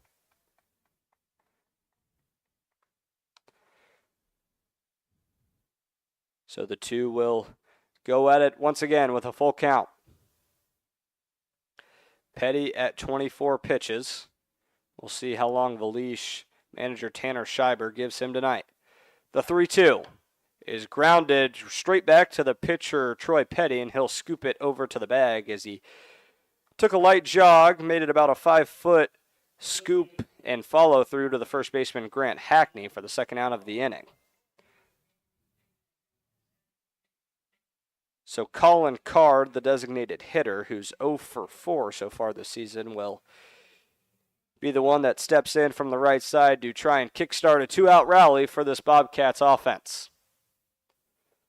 The first pitch collects himself and sends it down the hill, misses outside for ball 1.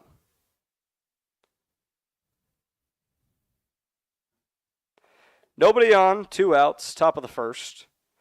Merchants lead it 1-0. The windup and the pitch, breaking ball dives low and away. 2 balls, no strikes to the designated hitter Carr.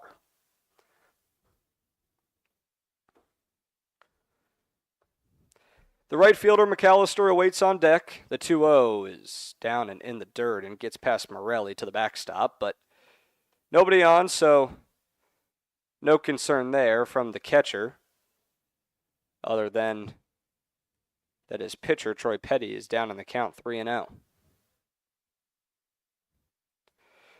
Carr has 4 strikeouts and 3 walks, looking to reach here as he takes the 3-0 all the way, but it's a strike on the inner half of the plate. So Carr hasn't put a ball in play yet this season. All 4 of his at-bats ended in strikeouts as the 3-1 plunks him on the left elbow, and he'll take a trot down the first base line. And with 2 outs, the Bobcats have a man aboard in the form of a hit by pitch. Colin Carr reaches. So, we mentioned Colin Carr trying to kickstart a 2-out rally. Now Riley McAllister, the lone left-hander in this Bobcats lineup, will try and advance Carr, who's over at first, being held on by the first baseman Grant Hackney.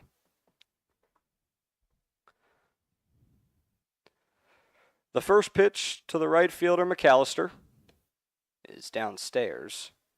Ball 1. Chris Smith, the home plate umpire, who is methodical to say the least in his approach on calling balls and strikes, so have to hold on to make sure we get the final ruling from the man behind the dish. The 1-0 breaking ball swung on and missed. Riley McAllister was way ahead of that one. So the count evens at 1. Colin Carr over at first. Shuffles off the bag. Grant Hackney still keeping him close. And the pick over to first, a close one, but Jeff Mozingo, the base umpire, says that Carr's back in there safely. Carr hasn't stolen a base yet this season, not to say that he won't here, but Troy Petty just doing his due diligence. 1 ball, 1 strike. The pitch to McAllister is fouled down the left field line and out of play. Makes it all the way out to the lawn behind left field. Lawn ranging from left field all the way past the left alley over to center. 1 ball, 2 strikes to the right fielder McAllister. Petty checks his runner at first. Lines up and fires, and the 1-2 is chased from the right fielder Riley McAllister for the 3rd out of the inning. So Troy Petty gets through his 2nd inning of work with no runs, continuing to motor through this Kernel Collegiate League. So the Merchants lead it 1-0 as we reach the middle of the 2nd. Troy Petty, no hits, no runs, no errors for the Merchants defense. On the other side, we'll have a new Bobcats pitcher. Stay with us as you're listening to Kernel Collegiate League Baseball on the exclusive home of the KCL, YouTube.com.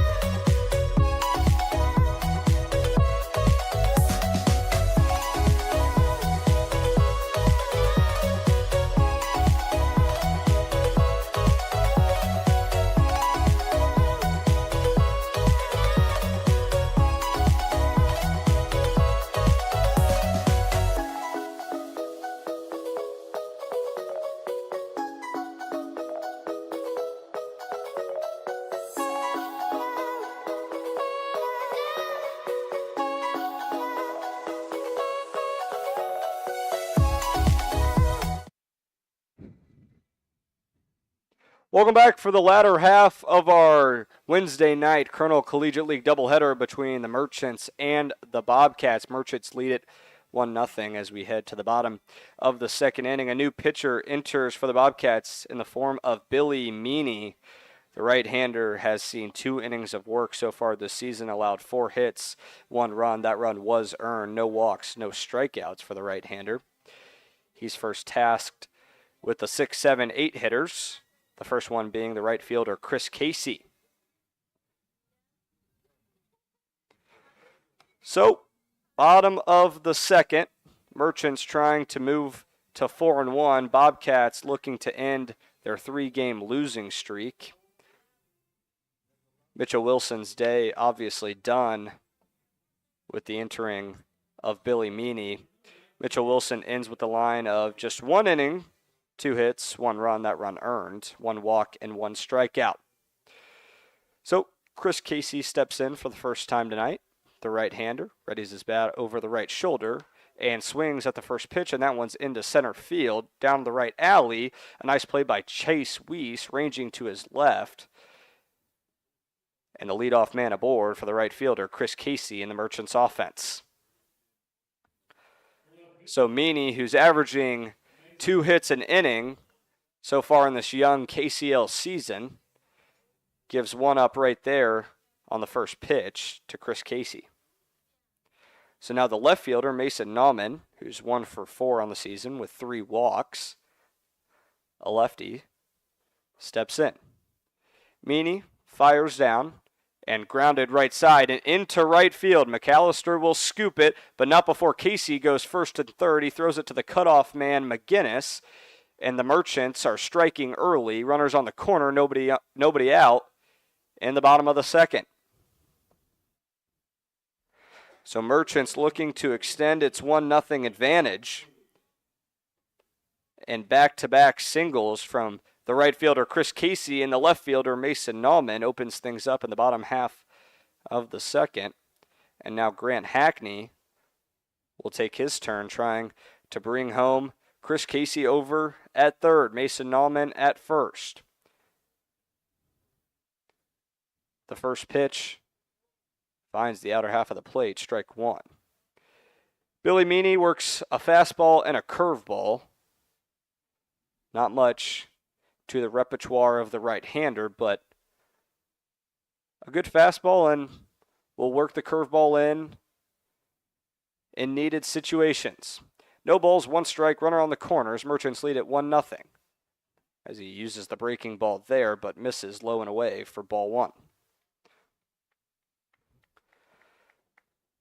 Ryan Thiel holding the runner over at first. That runner, Mason Nauman, as the 1-1. Meany collects himself and sends it down the hill. Runner goes. Grounder chopped over to second. Moselle handles it cleanly and fires to Ryan Thiele at first for the first out of the inning, but Chris Casey trots on home, and the Merchants have their first run of the bottom of the second, and with that, take a 2-0 lead. So Grant Hackney does his job. A sacrifice ground out advances Casey and Nauman. Casey scores and Nauman over to second. So now 1 on, 1 out. Nobody holding Nauman at second. The first pitch is outside. Danny Mao, the batter now, looks at ball 1. Danny Mao 0 for 5 with 2 strikeouts. Looking for his first hit. It could bring in Nauman, who's dancing off the bag over at second. The 1-0 is upstairs. Mao ahead in the count, 2-0.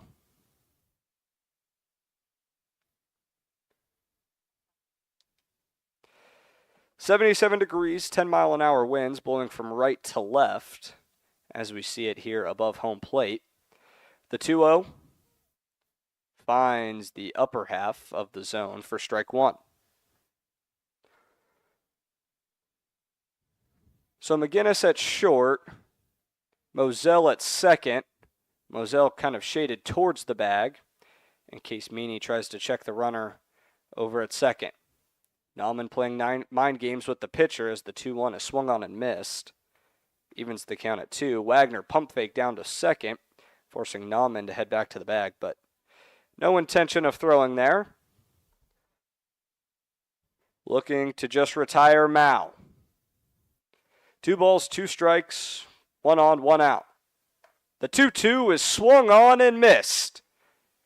A breaking ball that was way upstairs. Meany gets Mao to chase, and the second out of the inning is recorded via a swinging strikeout to Danny Mao.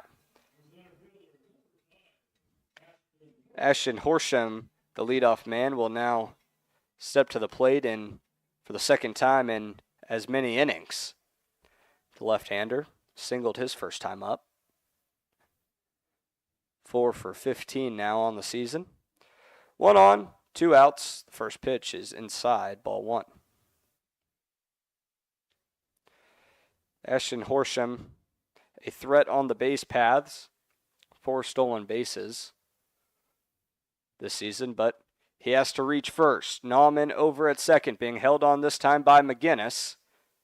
And that one's cracked right side. Grounded over to the first baseman. Thiele recovers, but not in time.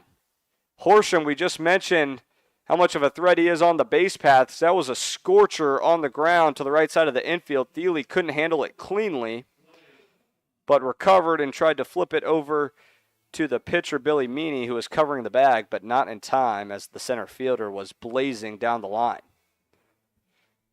Meanwhile, Nauman advances to third, so the runners are back on the corners with 2 away in the bottom of the second. Clay Kahn, the switch hitter, now on the left side. As Horsham takes off for second, the first pitch is swung and chopped foul down the right field line. Wouldn't be surprised to see Horsham do it again. Leadoff man has the speed. He's already stolen 1 bag today. I doubt he's afraid to make it 2. Runners on the corner, 2 outs, 1-1 the count. Meany gets the signal from his catcher, Mark Wagner. And now this time, Meany checks the runner at first. Horsham back in safely.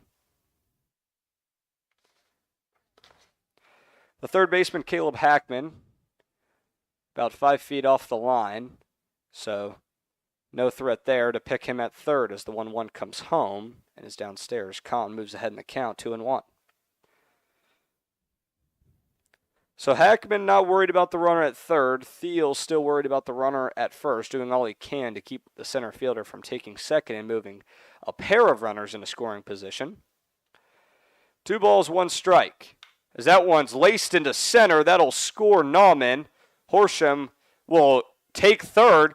The cutoff man, McGinnis, the relay is not in time. Horsham caught the center fielder, Chase Weiss, sleeping.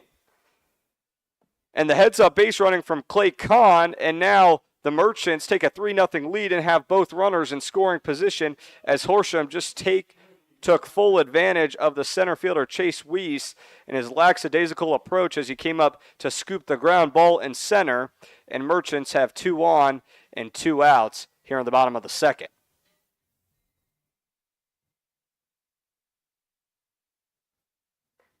Clay Kahn just ripped that one straight up the middle over the left shoulder of Billy Meany. Neither of the middle infielders, Moselle and McGinnis, had a chance at it. So now the shortstop, Cody Morton, who flew out to center his first time up, looks at ball 1 upstairs.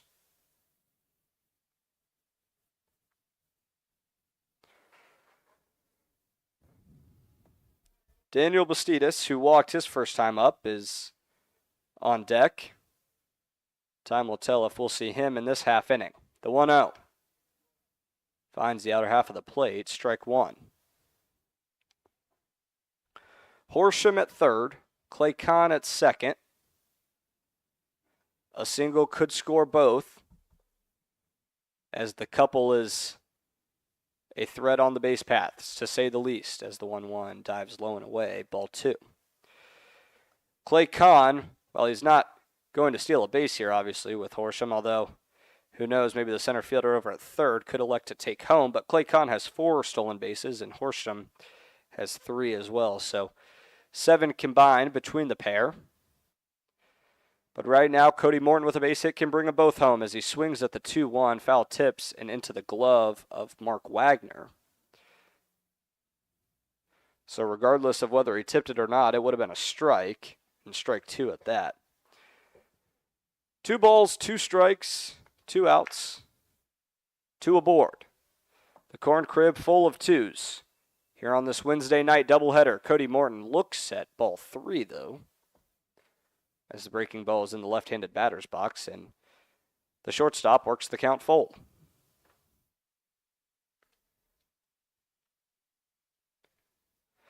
Horsham at third, Kahn at second. 2 outs, Cody Morton, the shortstop, at the plate. Meany staring into the sun, winds up and fires. And Cody Morton will take ball 4 as the fastball missed downstairs. And the bases are loaded with 2 away in the bottom of the second. Merchants trying to break this one wide open as they already hold on to a 3-0 lead.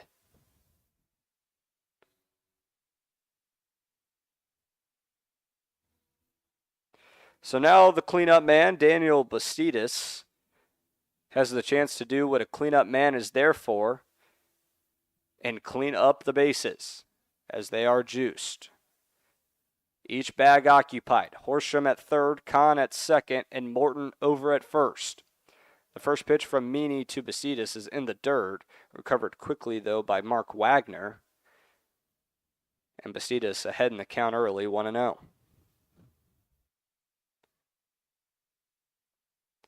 Daniel Bastidas, a 5'9", 175-pound rising freshman, committed to Heartland Community College, who plays their games right here in this ballpark.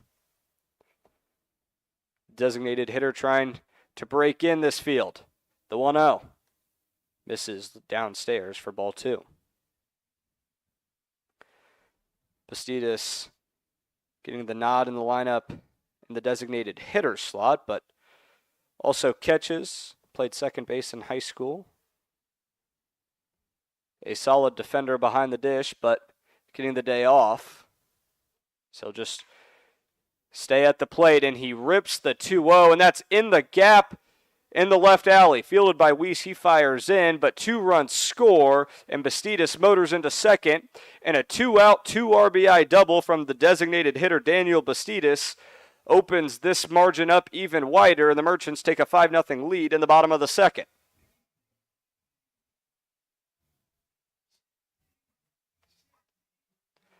An absolute rope into the left alley. And now Jake Weggs, the Bobcats manager, struts out to the mound to have a chat with his right-hander, Billy Meany. So Merchants lead it 5-0. A double from Bastidas with the bases loaded, scored 2. Cody Morton moved from first to third, Bastidas over at second. A quick mound visit as Jake Weggs trusts his pitcher to get out of the jam here. So now the catcher, Luca Morelli, who had an RBI single his first time up, can add 2 more to that total with a base hit here. 2 on, 2 outs. A little bit of a 2-out rally from this Merchants offense. They lead it 5-0. As the first pitch is a breaking ball, misses low. Morelli, a 5'11" rising sophomore from Lincolnshire, Illinois. Played in just 7 games this past season. Was 2 for 8 in those appearances as the 1-0 is fouled down the right field line and out of play. Evens the count at 1-1.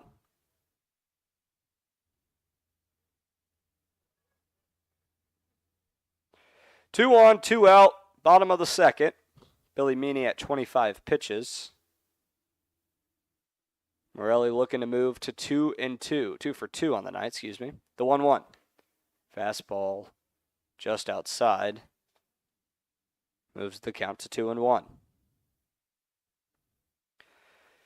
So, Merchants 1 batter away from hitting all the way through this lineup. Chris Casey, the right fielder, awaits on deck. He had a leadoff single to begin the bottom of the second. The 2-1. Breaking ball finds the outer half of the plate. 2 balls, 2 strikes, 2 outs once again. Bobcats manager Jake Weggs already announced that they're going to change pitchers every inning. So this is Meaning's final inning of work. He just needs 1 more out. 2 balls, 2 strikes to Morelli. Someone's fouled straight back into the screen. They'll do it again at 2-2.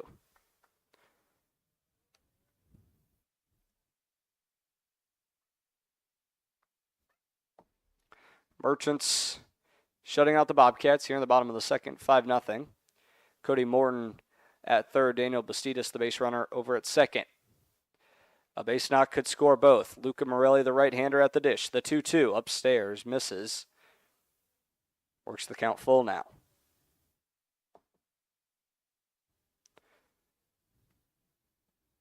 So Morelli hitting .500 so far this season in the 5-hole today.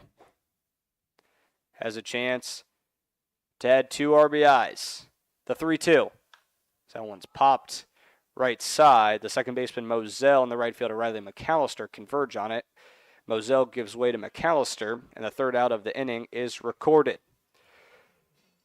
So the Merchants maroon 2, but not before they tack on 4 in the bottom of the second. Merchants lead it 5-0. We head to the top of the third. Due up for the Bobcats, Alexander, McGinnis, Weiss. We'll see you on the other side. You're listening to Kernel Collegiate League Baseball on the exclusive home of the KCL, Twitch TV.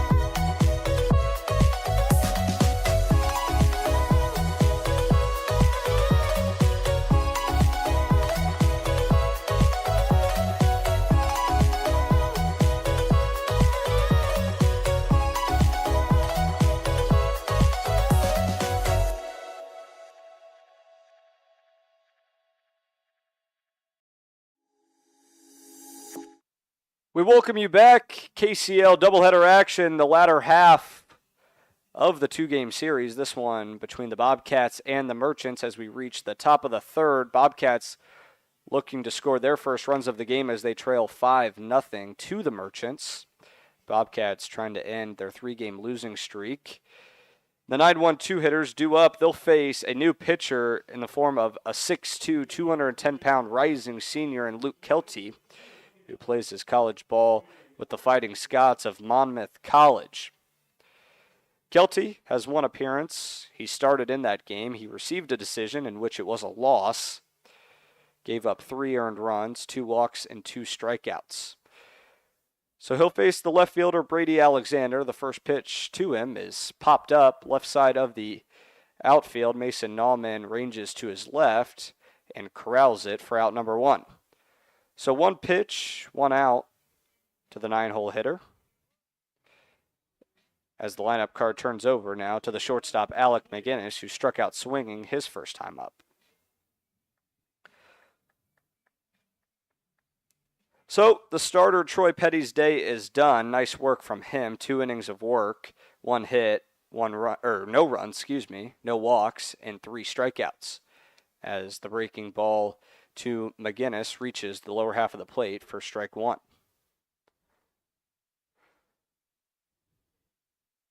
So Luke Kelty finishing up his college career, his last summer of college ball, spending it with the Merchants, as the 0-1 is behind the leadoff man McGinnis and plunks him actually on the left shoulder. So the right-handed hitter takes a hit by pitch, and he'll trot down to first base. So 1 out, 1 man aboard here in the top of the third, and the Bobcats looking to score their first run of the night. McGinnis could be the one to do so. So now the 2-hole center fielder Chase Weiss, who doubled his first time up in the first inning, looking to advance the shortstop McGinnis. As the first pitch is in the dirt and to the backstop, Morelli has to chase it, and McGinnis motors around second. He heads for third, and he's in there in time. Morelli fired to Clay Kahn, but another Example of heads-up base running, Alec McGinnis. Motors around second and is in safely. So now Weiss looking to pick up an RBI. 1 out, so it can be a sacrifice. The 1-0 away and outside. 2-0. Clay Kahn, the Merchants' third baseman, way to the left of the bag, so he's not worried about McGinnis. Luke Kelty, the windup in the pitch. Fastball low and away, missed in the same spot. Morelli had to dive to his right to get to it, but a nice job there by the catcher to save a run from scoring. So Weiss ahead in the count. 3-0. 1 out. The windup in the pitch from Welty. Misses low, and a 4-pitch walk is awarded to the center fielder, Chase Weiss. So runners on the corner, 1 out. Bobcats trail it 5-0. Oh, with 2 outs, or 2 on, excuse me. The Bobcats could trim this deficit. It's now Dan Moselle, who grounded out to third, his first time up. 0 for 7 so far this season. A base knock here would be big for the Bobcats, as the double steal looked like could come into play, but instead Weiss just jogs down to second, playing a little bit of games there with the catcher Luca Morelli, as now runners on second and third.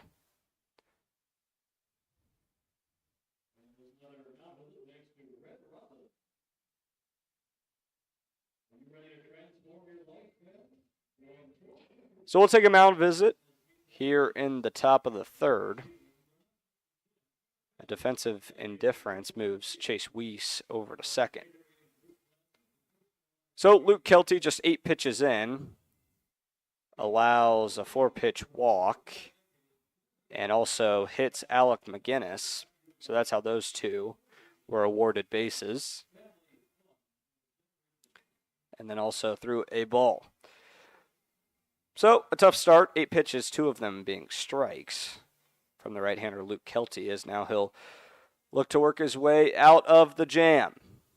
Dan Moselle with a base hit could drive 2 in and trim this deficit from 5-0 to 5-2 or at least 5-1.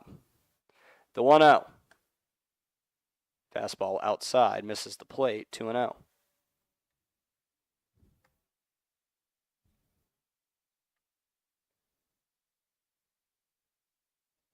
So this Bobcats offense struggling as of late. They've lost 3 in a row. The 2-0 in there for strike 1. Nice job there by Luke Kelty to battle back. Bobcats offense scored just 1 last night in a rain-shortened game. Played just 4 innings.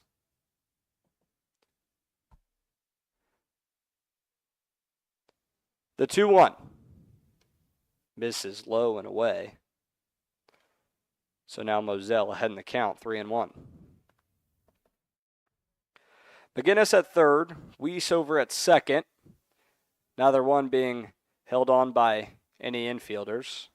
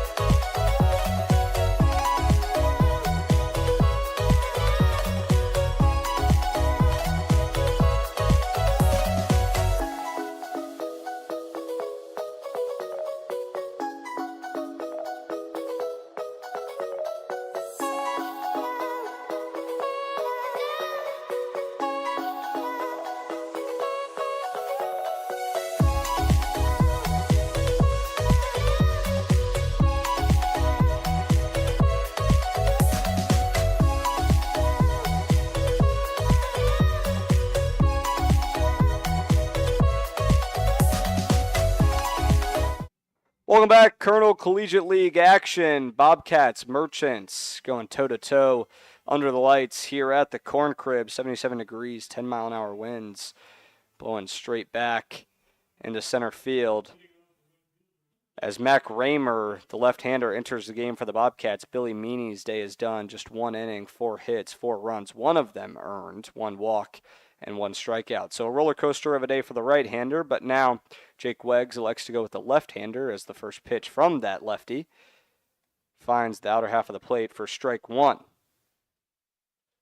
Chris Casey, the right fielder, the first man up for the Merchants offense, looks at ball 1, the fastball in the left-handed batter's box. Chris Casey, a right-hander, singled and scored. He led off the second inning. He's back around to lead off the third as the Merchants saw all 9 as the 1-1 is fouled straight back and out of play. Mac Raymer ahead in the count, 1-2. So Chris Casey batting .400 so far this season, getting the nod in the 6-hole tonight. The 1-2 misses outside, evens the count at 2-2. So Mac Raymer, a 6'1", 165-pound left-hander, a rising sophomore, just played at Blackhawk Junior College. The 2-2 misses upstairs, works the count full. So Chris Casey struck out 3 times through 4 games this season. The payoff pitch is laced into the left alley. Weiss will get to it, but not before Chris Casey turns first. The relay from McGinnis over to the second baseman, over the head of McGinnis. Moselle has to recover it, but Chris Casey has a leadoff double for the Merchants offense in the bottom of the 3rd inning.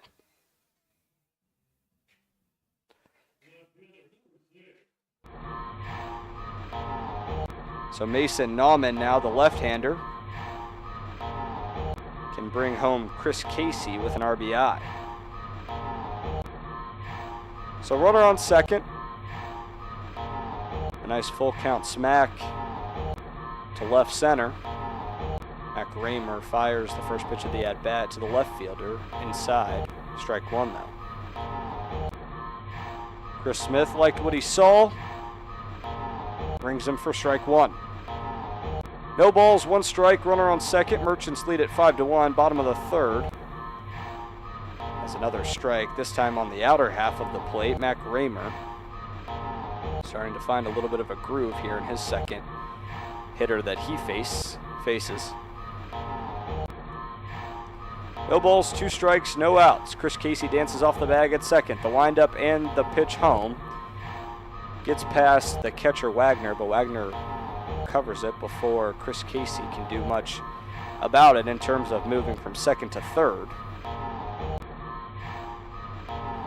So now 1 ball and 2 strikes to the left fielder, left-handed hitter as well, Mason Nauman. Nauman singled his first time up as the 1-2 is swung on and missed. Mac Raymer gets his first strikeout of the night as he sends Mason Nauman down swinging. So now 1 away. Grant Hackney, the first baseman, now will take his turn trying to move Chris Casey off of second base. Danny Mao, the 9-hole, on deck. As Mac Raymer looked much more comfortable that at bat. The first pitch, and right as I'm saying, Mac Raymer's getting comfortable. Grant Hackney laces one into center field. The runner comes around to score. The throw not in time, gets past Mark Wagner.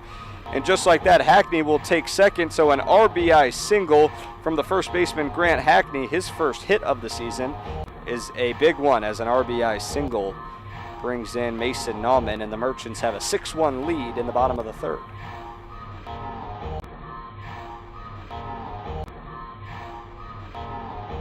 Talk about an announcer's jinx, just right back up the middle.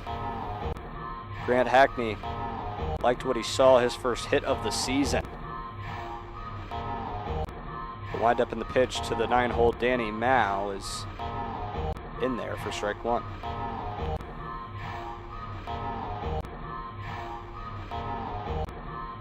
So infield remains the same.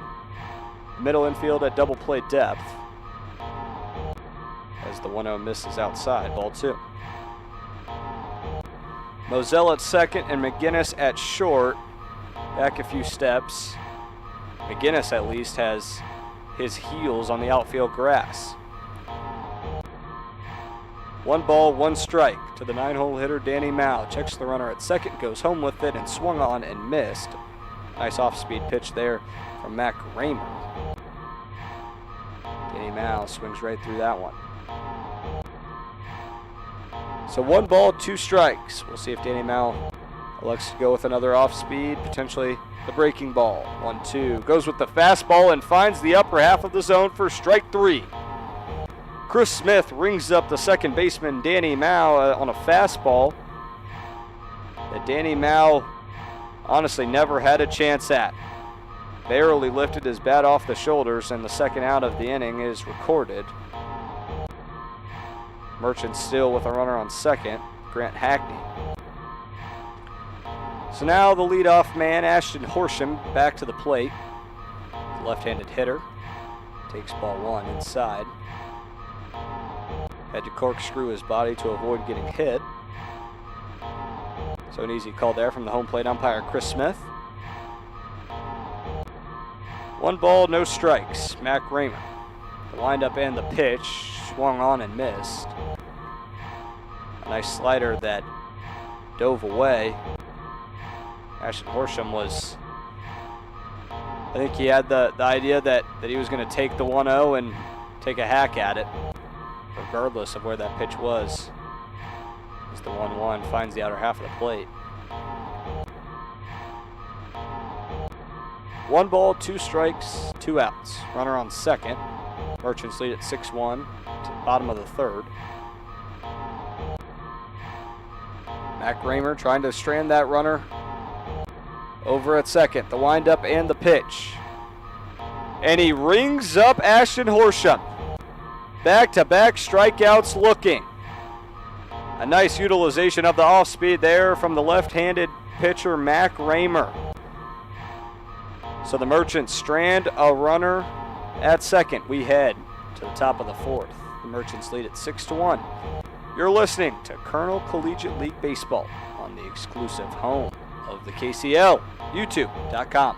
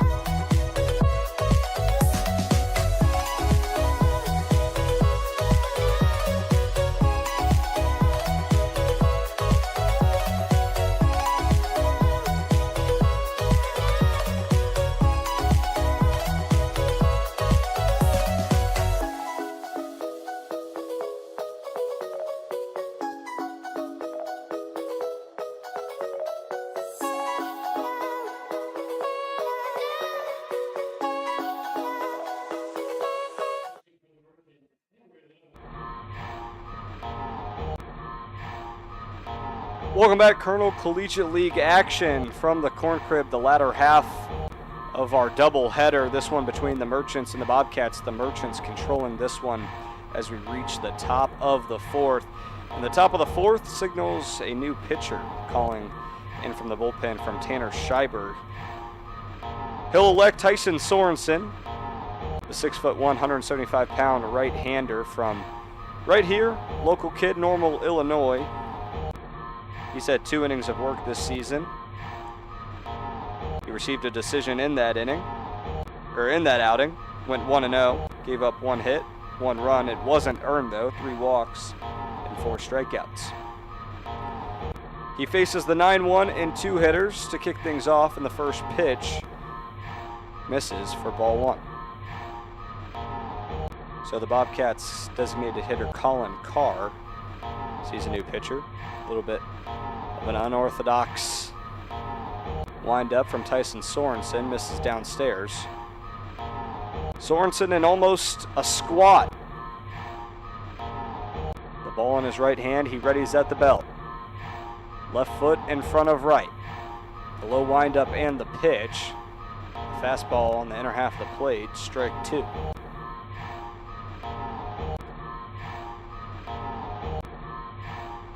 So Sorensen, a catcher and an outfielder as well, but getting the call to pitch, misses on the 2-1. 3 balls, 1 strike the count as the designated hitter Colin Carr is ahead. He was hit his first time up, but he's 0 for 4 with 3 walks and 4 strikeouts so far this season. 3-1 misses inside, and a 5-pitch walk is awarded to Colin Carr as he takes a trot down the first base line and will touch the bag. So nobody out and the leadoff man aboard in the top half of the 4th for the Bobcats offense. Tyson Sorensen, not the start that he would have liked, but has an opportunity to bounce back here with the right fielder, Riley McAllister, the lone left-handed hitter in this lineup. As the first pitch misses downstairs, ball 1. So right on left matchup here. Like I just mentioned, the only lefty in this Bobcats lineup. Slotted in at the 8 spot. As that's grounded right side through the hole. Danny Mao tried to make a diving stop, but it's into right field. Chris Casey with an absolute laser. And now a potential pickoff at first. Kahn fired over to Grant Hackney. But McAllister is back safely. So Riley McAllister, who was 0 for 8 heading into that at-bat, picks up his first hit of the year. And 2 aboard, nobody out here in the top of the 4th as the Bobcats offense threatening early on. A quick meeting from Luca Morelli and Tyson Sorensen, the pitcher-catcher duo, trying to get on the same page as now the 9-hole Brady Alexander, who's 0 for 6 this season. Will step in, trying to advance the pair of base runners. Sorensen readies at the chest, pitches out of the stretch, misses outside, ball 1.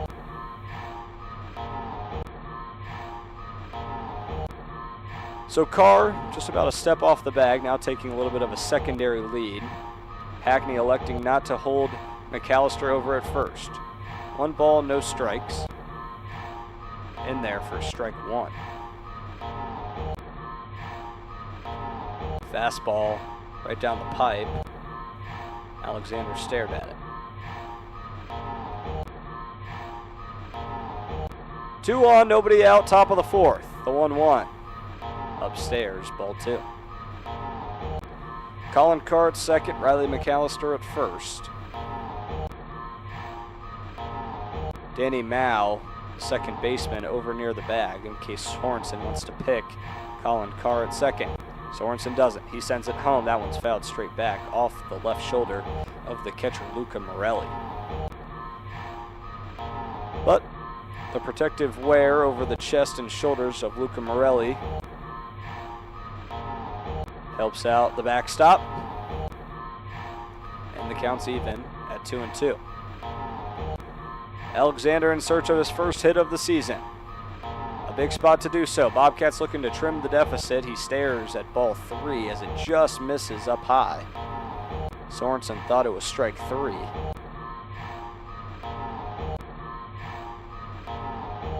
So a full count, nobody out, runners on first and second. Sorensen swung on and missed a nice off-speed pitch there on the 3-2, and the first out of the inning is recorded. Brady Alexander goes down swinging. So now Alec McGinnis will take his turn. Batting .250 so far through 4 games. Bobcats trying to snap a 3-game skid. 2 on, 1 out. Sorensen pitches. He misses high, ball 1.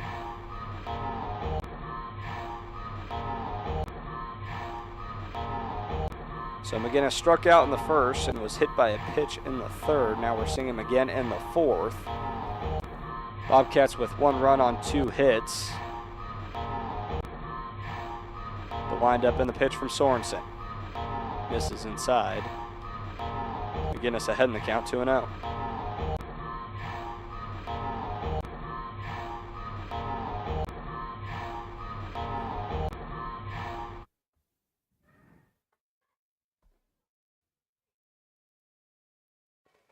Two balls, no strikes. The shortstop McGinnis on the right side. And ball 3 gets past Morelli, and the runners move into scoring position as that one was way outside. Morelli tried to slide to his right to stop the diving breaking ball, but Carr moves to third and McAllister to second. So a pair of runners in scoring position for the Bobcats offense as they trail 6-1 in the top of the fourth.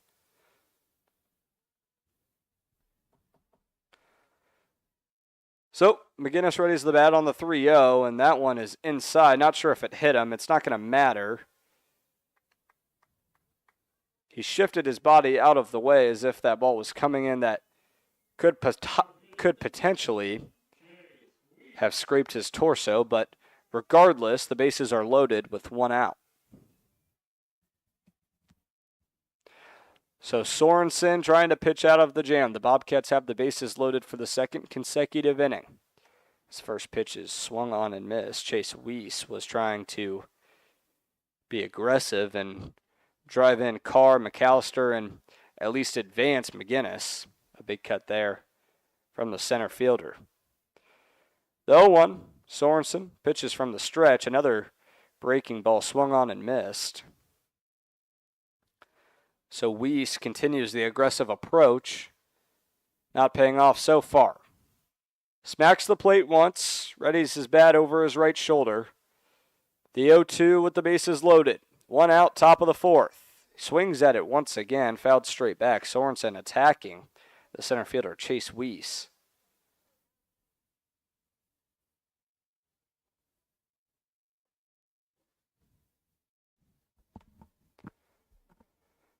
No balls, 2 strikes, 1 out. Top of the fourth. Here from the corn crib. Chase Weiss trying to drive the bases in. Ground ball, shortstop. No play there from Cody Morton as it bounced off his chest. So an infield single from Chase Weiss drives in Colin Carr. And the Bobcats trim the 6-1 lead, now to 6-2. Bases remain loaded. McAllister over to third, McGinnis to second. Weiss now occupies first. That was going to be a tough play there from Cody Morton as he had to drift back into the outfield grass and it bounced off his chest. Nice job from him to not let it get into the outfield. First pitch to the 3-hole hitter Dan Moselle is in there for strike 1. Moselle 0 for 1 with a walk in the third. A big opportunity for the second baseman. Bases loaded, 1 out. He looks at ball 1, evens the count at 1.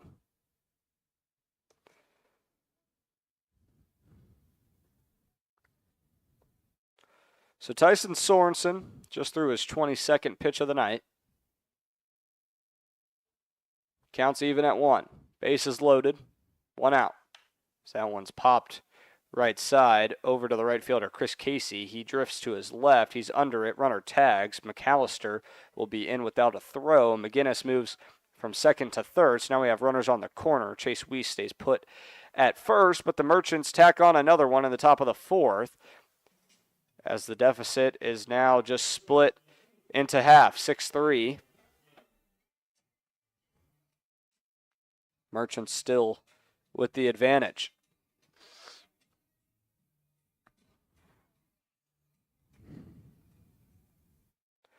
So, 2 outs, runners on the corners.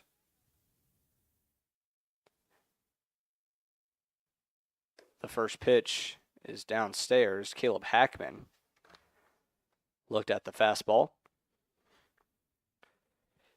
He's 0 for 1 with a pop out to second in the first and a walk in the third. Weiss drifts off first, but doesn't go as the 1-0 is fouled out of play. 1-1 the count.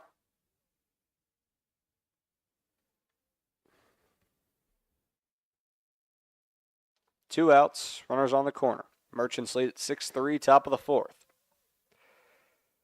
Pitching out of the stretch is Sorensen. As that one's popped up a can of corn to center field. Horsham takes a few steps in and makes the grab under the lights at the corn crib.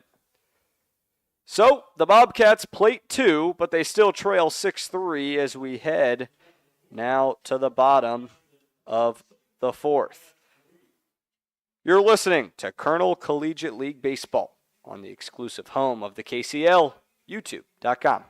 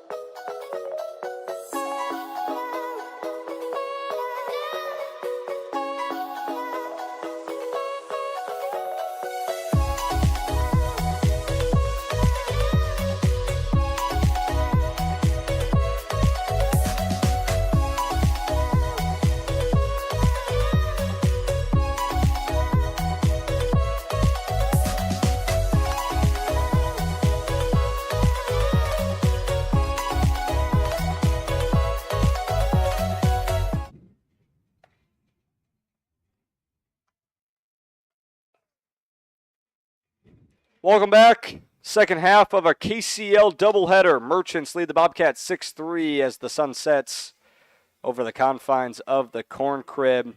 Of the fourth pitcher in as many innings for this Bobcats defense. Jake Weggs announced before the game that he was just going to give each of his flamethrowers an inning leash. And this one is the rising freshman Cameron Clifton, 6'1", 180 pounds, committed to play at Illinois Central Junior College in the fall. He's got a tall task as the two-hole hitter Clay Kahn looks at ball one. So a strong night from Clay Kahn, 1 for 2 with an RBI and a run. As the 1-0 misses downstairs, Kahn ahead in the count early, 2-0. Cameron Clifton fires, and Kahn rips one into right field. McAllister will field it on a hop. Kahn takes a look at second, but retreats to the bag, and the leadoff man aboard in the bottom half of the fourth. Merchants lead at 6-3, looking to extend that lead. So a nice shot there from Clay Kahn. And now the right-hander Cody Morton, who is 0 for 1 with a walk, will step in and attempt to advance the third baseman Kahn. And he does so right there. Kahn takes off for second. The throw down is not in time. Dan Moselle applied the tag, and Clay Kahn has just picked up his 5th stolen base of the season. So before I can even mention the speedster on the base paths, Kahn takes off and takes second just like that. That pitch was a ball, so Morton ahead in the count, 1-0. The 3-hole takes a hack at the 1-0, and that's lifted into right field. McAllister under it. Kahn will tag up, or no, he retreats. And a little bit of a risky play, forcing a throw in from McAllister. Kahn took off and then returned to second base. A smart play there because McAllister showed off his arm earlier in the game. He can make that throw straight to the third baseman, Caleb Hackman. So one away. Morton is retired on a fly out to right. So he's 0 for 2 now, and now the designated hitter, Daniel Bastidas, steps in, the right-handed hitter. Swivels the bat over the right shoulder, and Kahn takes off for third. The throw over as the exchange from the catcher, Mark Wagner, from his left glove to his right hand, he lost grip of it and doesn't throw down. So Kahn, now with 2 stolen bases in the inning, he's up to 6 on the season. An absolute weapon for manager Tanner Scheiber. The 1-0 is fouled straight back over our heads as we sit behind home plate. A nice night here for KCL baseball. 1 ball, 1 strike. Clay Kahn, the lone runner, over at third. Merchants lead at 6-3, looking to add on to it. The 1-1 is tipped and fouled straight back. Cameron Clifton ahead in the count, 1-2. Clifton, a 3-pitch mix, fastball, curveball, and a changeup. Obviously the fastball with a little bit more frequency, but he'll go to the breaking ball. He does there, but Daniel Bastidas gets a hold of that one. It drops in front of the left fielder, Alexander. Alexander fires it into the cutoff man, McGinnis, and Daniel Bastidas takes a few steps around first base, but he's got an RBI single with 1 out, and the Merchants now lead at 7-3 in the bottom of the 4th.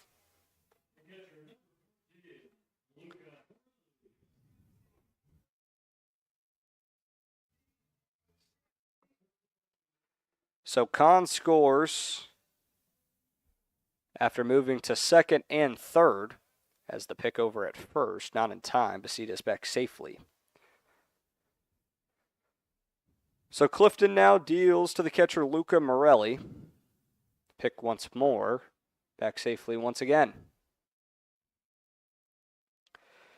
That was the Merchants' 10th hit of the evening.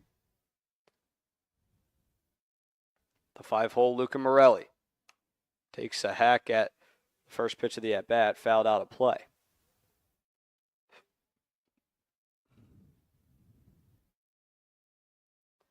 No balls, 1 strike, 1 out.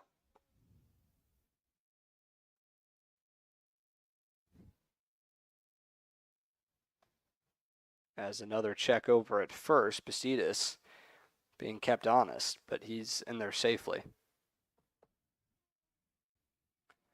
1 out, bottom of the 4th. The off-speed is swung on and missed from the catcher Luca Morelli. It hit the dirt though, so home plate umpire Chris Smith doing the duties of giving the right-hander Cameron Clifton a new ball. As Clifton met him halfway between the plate and the mound, and he'll return to the hill to fire the 0-2 to the catcher Luca Morelli.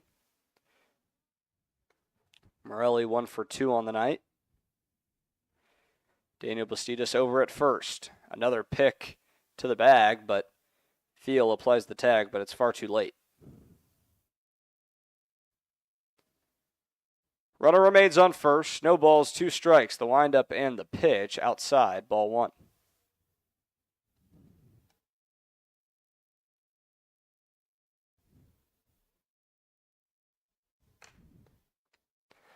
One ball, 2 strikes, 1 out. That one's fouled out of play down the right side of the ballpark into the concourse.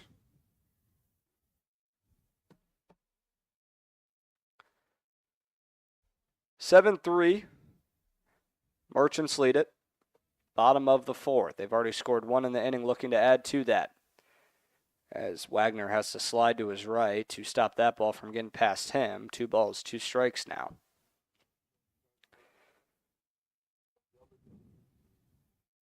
Merchants back in action on the 7th. They'll play the Blue Caps right here at the Corn Crib. The 2-2 just misses outside. And Luca Morelli works the count full. 3 balls, 2 strikes, 1 out. Morelli leans forward, gets the call from his catcher. The payoff pitch in there for strike 3. Luca Morelli expressing his discontent with home plate umpire Chris Smith, but the breaking ball finds the upper half of the plate for strike number 3. Luca Morelli caught looking, and the runner will stay at first, and there's 2 away in the bottom of the 4th now. Cameron Clifton went with the curveball on the full count. I'm not sure Luca Morelli was anticipating the call. No balls, no strikes. The first pitch is on the outer half of the plate, strike one. Now the right fielder, Chris Casey,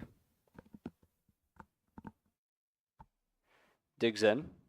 Another pick to first, not in time.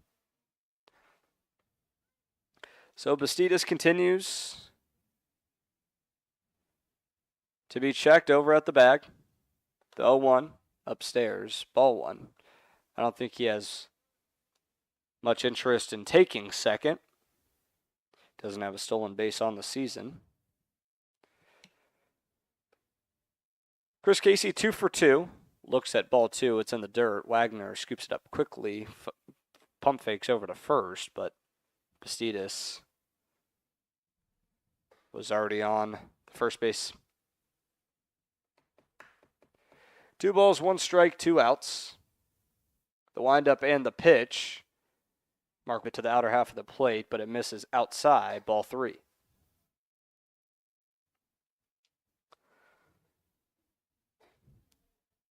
Casey swings his bat a couple times. The 3-1 chopped foul down the left side into the Bobcats dugout, barehanded by a player. So now the count moves full. 3 balls, 2 strikes, 2 outs. Bastidas shuffles off first. Ryan Thiel no longer keeping him put. The runner takes off and fouled straight back, and they'll do the full count once again. So with a full count and 2 outs, runner will go at the pitch. And with Thiel not keeping him on the bag, Bastidas should have a good jump if Casey were to put in play. But he doesn't. Swung on and missed. The full count is swung through, and Chris Casey goes down on strikes. He's retired for the first time tonight, and the Bobcats are out of the inning. We head to the top of the 5th. The Merchants lead at 7-3. You're listening to Kernel Collegiate League Baseball on the exclusive home of the KCL, YouTube.com.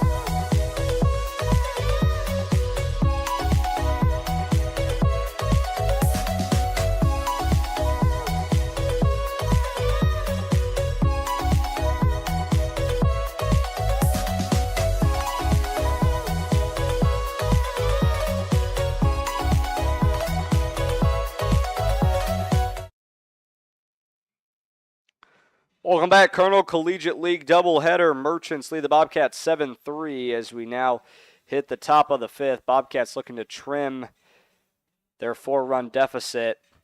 Tyson Sorensen back out for his second inning of work. An elongated first frame. He threw 27 pitches, but the 5, 6, 7 hitters will be the first 3 on the docket for the right-hander Tyson Sorensen. Mark Wagner doing the catching duties. Looks at strike 1. Has the catching duties in the bottom half of this KCL contest, but hitting 5th as he swings through the 0-1, and he's quickly behind in the count, 0-2. Mark Wagner 0 for 2. Struck out looking in the second, struck out swinging in the third. Sorensen readies at the chest. Ground ball, Left side, Cody Morton fields it cleanly. Long throw across the diamond in time. Grant Hackney retires the catcher, Mark Wagner. And the leadoff man is retired for Tyson Sorensen in the Merchants defense. So now the 6 hole, Ryan Thiel, right-handed hitter. Grounded out to the pitcher in the second. First pitch of the at-bat is in the dirt. Ball 1.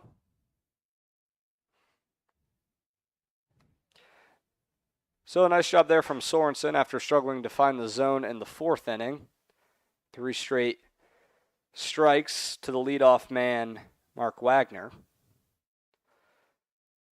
1 ball, no strikes. Collects and fires down the hill. Ground ball right side. Danny Mao fields it on a hop. Fires over to Grant Hackney, and the second out of the inning is recorded on a 4-3 putout. So Sorensen, after 27 pitches in his first inning, has now retired the first 2 batters of the 5th inning on just 5 pitches. So now Colin Carr, the designated hitter, the right-hander, takes the first pitch strike, a breaking ball on the outer half from number 11, Tyson Sorensen. The 0-1, breaking ball again, this time way upstairs. Morelli had to raise from his squatted position to field that one. 1 ball, 1 strike, 2 outs. Merchants lead at 7-3. Another breaking ball, but this one dives outside, and Morelli doesn't worry about it, but it gets to the backstop, and it's 2-1. So Colin Carr, the rising sophomore from Bloomington, Illinois, playing his college ball at Blackhawk Community College. The 2-1. Downstairs, ball 3. So Carr ahead in the count, 3-1. He's walked and was hit. So 2 plate appearances, but no at-bats. The 3-1. Inside, and he takes a 5-pitch walk from Sorensen. And a 2-out rally could be sparked at the hands of the designated hitter, Colin Carr. We'll see. Riley McAllister will look to add on to this very shallow 2-out rally, as there's just 1 man aboard. McAllister singled his last time up for his first hit of the season. Now 1 for 9. He swings at the first pitch, chopped foul, scooped by Hackney, but it's not going to matter as it was on the right side of the white painted line, and they'll head back to their usual alignment. Danny Mao into the infield, though, the only irregularity from this infield positioning. The 0-1 grounded to short. Morton will field it and fire over to first. Hackney had to reach down a bit to grab it, but the 3rd out of the inning is recorded. Cody Morton, a nice throw across the diamond to Grant Hackney. No hits, no runs, no errors. And the top of the 5th will head to the bottom of the 5th on the other side. The 7, 8, 9 hitters due up for the Merchants offense. We'll see who's throwing to them on the Bobcats side. We'll take a break. You're listening to Kernel Collegiate League Baseball on the exclusive home of the KCL, YouTube.com.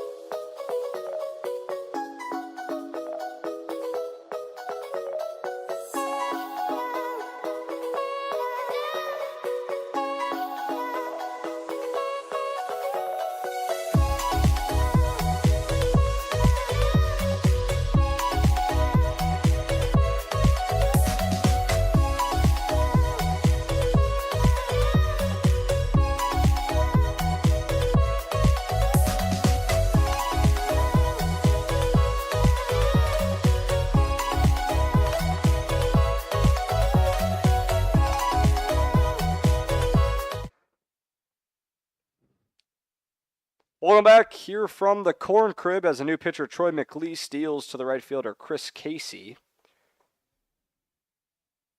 Or excuse me, the left fielder, Mason Nauman, rather. 1 ball, no strikes. So we'll introduce McLeese in just a second. The 1-0 misses inside. Troy McLeese, just like many others, played his high school ball at Normal Community here in the area. The 2-0 to Nauman is grounded right side, fielded by Dan Moselle. He loses control of it, and Mason Nauman is aboard, sliding head first down the first base line. And that's going to be an error on Dan Moselle, as it was sharply hit, but the second baseman probably should have had that one. So now Grant Hackney, the left-handed first baseman. So Troy McLeese, a 3-pitch mix, fastball, changeup, slider. No curveball in his repertoire. As the first pitch is laced into right field. Hackney will just take a few steps around first, but Nauman will go first to third, and first 2 men aboard here in the bottom of the 5th for the Merchants offense, leading 7-3, looking to add on to that. So the Merchants getting good production out of the bottom of their order. Now Danny Mao, who's still in search of his first hit of the season. He's 0 for 7. So Troy McLeese just introduced him, but getting roughed up early. We'll see how long Jake Weggs has a leash on him. They're already down 4.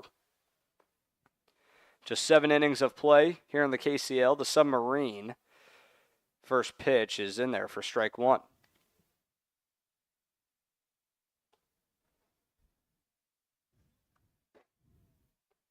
So time's called from the 9-hole hitter Danny Mao as a ball rolls into right field from the Merchants bullpen. As could possibly be the end of Tyson Sorensen's day. We'll see. But Merchants lead at 7-3. Runners on the corner. Nobody out. The 0-1 is fouled back down the first base line. So Danny Mao looking to bring in his teammate Mason Nauman, who's at third. Grant Hackney at first. The 0-2. Nice off speed there from Troy McLeese. Sends Danny Mao down swinging. So Danny Mao is now struck out for the second time tonight. A rough start to the second baseman's season. And there's one away in the bottom of the 5th.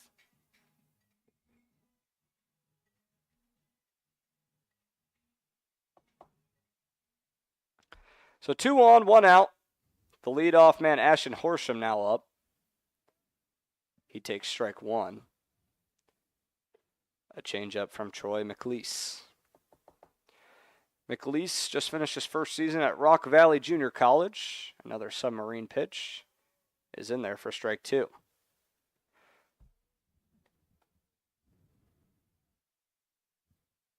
So McLeese ahead in the count, 0-2. Nice breaking ball there. Oh, just misses. Ashton Horsham takes a sigh of relief.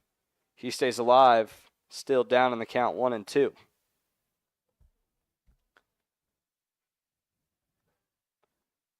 The 1-2 in the dirt. Wagner recovers quickly. Pump fakes to third, pump fakes to first. Nauman back in at third. Hackney back in at first. Everybody's safe. And the count's even at 2. 1 out, bottom of the 5th. Merchants lead at 7-3. The windup and the pitch. Ooh, just misses downstairs. Troy McLeese thought he had strike 3, but he has ball 3 rather.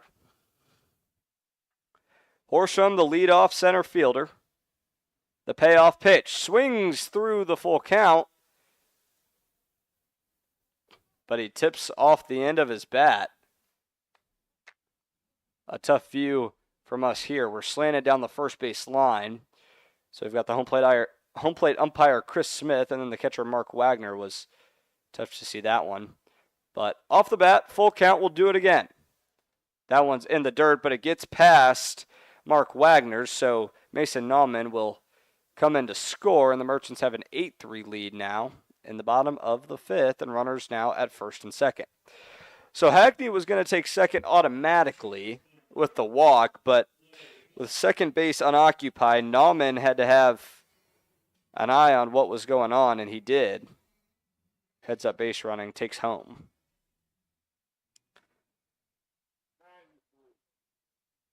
So Merchants lead at 8-3. McLeese trying to strand the runners. The first pitch to Kahn is swung on and missed.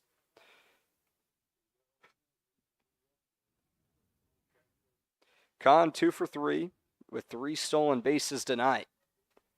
He's had an impressive night offensively and defensively. The 0-1 is fouled straight back. He's taken massive hacks at Troy McLeese, trying to bring in his buddy Grant Hackney at second and advance Ashton Horsham at first. So no balls, 2 strikes, 1 out, 2 aboard. Runners on first and second. Troy McLeese goes over the top on the 0-2, but misses outside. So McLeese continues to switch back and forth between the submarine and the over-the-shoulder motion. This time he goes sidearm, 1-2, misses outside, 2-2 now.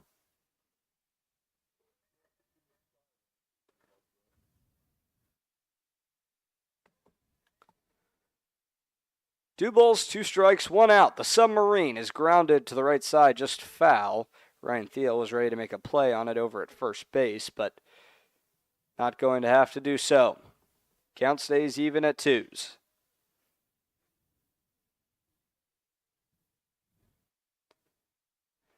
McLeese, the left-hander, dealing to the switch hitter Kahn, who's in the right-handed batter's box, and he takes ball 3 outside.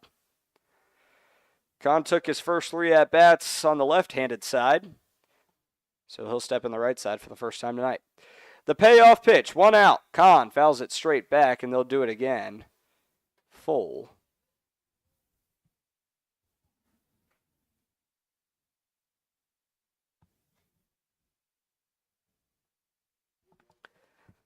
Bottom of the 5th, Merchants lead at 8-3. The windup and the pitch, and the off-speed is cut on and missed from Clay Kahn. He's retired for the second time tonight, and the Bobcats take a breath of relief as the third baseman had 3 stolen bases tonight, but he won't reach the base paths this time around. And now the third hole hitter, Cody Morton, the shortstop, will step in, who's had a nice start to his 2024 summer campaign. No balls, no strikes, 2 aboard. Runners on first and second. The first pitch misses outside to Cody Morton. Both teams back in action on Friday. Merchants will play the Blue Caps. Ground Sloths will play the Bobcats. The 1-0 misses outside. Wagner pump fakes to first. Horsham back safely. Wagner continuing to keep those runners honest from behind the dish. McLeese checks the runner at second and then sends it home, and that one skied down the left field line. That's going to be a tough play, but the shortstop Alec McGinnis ranges over to make the play. It was on the left field line, so I think the third baseman Hackman and the left fielder Brady Alexander could have had it, but Alec McGinnis liked the angle and the approach he had, but regardless, the third out of the inning is recorded, and that's what the Bobcats worried most about. We head to the top of the 6th. The Merchants lead at 8-3. You're listening to Kernel Collegiate League Baseball on the exclusive home of the KCL, YouTube.com.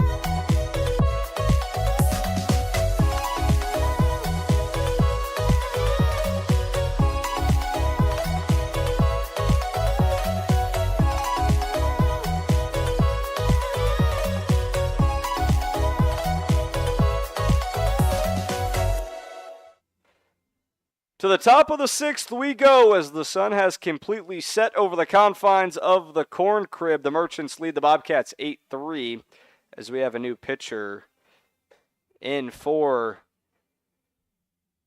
the Merchants. It's Mason Walker, a new addition to the Merchants roster, but he'll deal to Brady Alexander, the 9-hole hitter, and he misses ball 1 downstairs. Mason Walker dealing quickly. Does so once again, but misses inside once again, and the count moves to 2-0 quickly. Mason Walker sporting the black arm sleeve on the left hand, the left-handed pitcher, as that one's grounded over to short. Cody Morton, who's getting a heavy dosage, fires over to first to Grant Hackney, and that's in time for out number 1.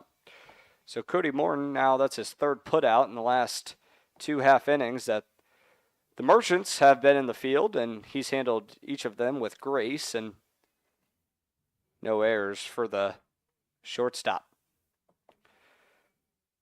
So now back to the top of the order, Alec McGinnis, who steps in on the right side. Or excuse me, it looks like we have a pinch hitter.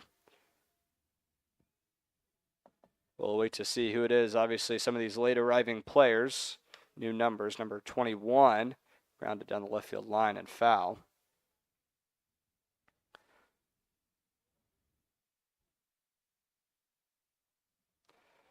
No balls, 2 strikes. Number 21 is Ryan Quinlan. Played his college ball at Eastern Illinois the past season. He's down 0-2. Bobcats looking for a spark, but they won't get it there as the 0-2 rings up Ryan Quinlan. And the second out of the inning is recorded on just 3 pitches, and Mason Walker is coming to deal early on tonight.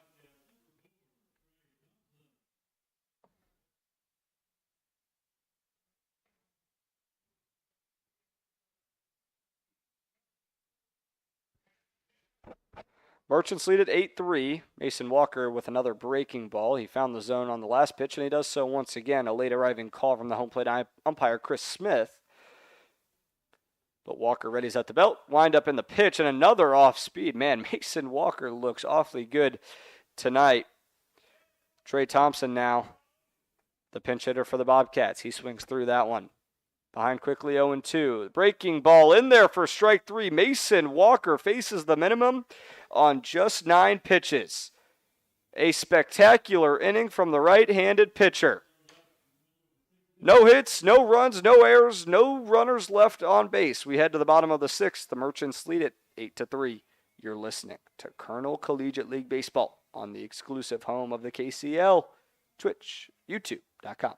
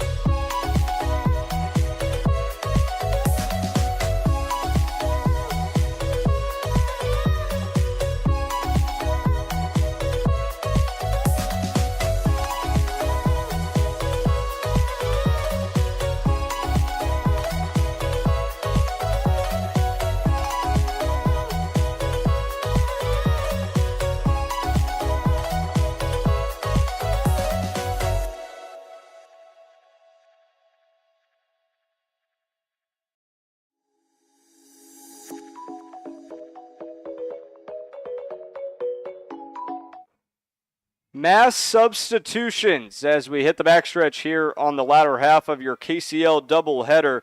We'll start with the pitchers. Troy McLeese's day is done. 1 inning of work, 1 hit, 1 run. That run wasn't earned. 1 walk and 2 strikeouts. In pitching now, the 5'9", 160-pound right-hander Mason Lynch. As we'll get to the defensive substitutions, but first up in the right-handed batter's box is the 4-hole hitter Daniel Bastidas as he takes ball 1 in the dirt. So we'll catch our breath here. You catch your breath at home as we work our way through these mass substitutions that just occurred from the election of Bobcats manager Jake Weggs as the 1-0 misses downstairs. Hayden Stork is at first. Will Strell is at second. Mitch Murphy over at third. That's your offense or defensive substitutions for the infield. The 2-0 misses downstairs, ball 3. Brady Alexander remains in left. Clay Gabois moves to center. He replaces Chase Weiss. The 3-0 in there for strike 1 right down the pipe to Daniel Bastidas. And now Mason Lynch behind in the count, just 3-1. And Trey Thompson completes the 9 out there and right. 5-pitch walk. Daniel Bastidas takes a trot down first base line. And that base is now occupied. The leadoff man aboard for the Merchants offense, looking to extend their 8-3 lead in the bottom of the 6th. So Jake Weggs emptying his bench. Can't blame him for doing so. Been a rough night for the Bobcats offense and the Bobcats defense at that, trailing by 5. The first pitch is chopped up the middle. That's going to be picked up by the shortstop. Now McGinnis, or it stays McGinnis, and flipped over to first in time. The double play is completed. So a hectic play there, but mass substitutions will make it a little bit more hectic for us up in the box. So Alec McGinnis flipped it to Will Strell, who then turned and fired to Hayden Stork, and a 6-4-3 double play as the second out of the inning. So 2 away, now nobody on board for Chris Casey. As Mason Lynch steps off, regroups himself. Ready's at the belt for the right fielder, Casey. The wind-up and the pitch. Breaking ball outside, ball 1. Check that. We've mentioned throughout the broadcast, Chris Smith has those methodical, late-arriving calls. It happens once again. It was actually a strike. Now the 0-1 breaking ball in the dirt, but Chris Casey chases it. Chris Casey chases it. We're behind 0-2. As the lights are on here in the Bloomington Normal area. Sun completely set. The 0-2 in the dirt once again. Chris Casey refrains from taking a hack at that one. And the count now 1-2 to the right fielder. The windup and the pitch, grounded left side. It's going to be fielded by Mitch Murphy. He'll rifle across the diamond in time. What a throw from Mitch Murphy, who just gets put into the field this half inning, but he makes his impact immediately. So Mason Lynch faces the minimum thanks to a 6-4-3 double play. We'll head to the top of the 7th. The Bobcats could be their last turn up to the plate. We'll see on the other side. You're listening to Kernel Collegiate League Baseball on the exclusive home of the KCL, YouTube.com.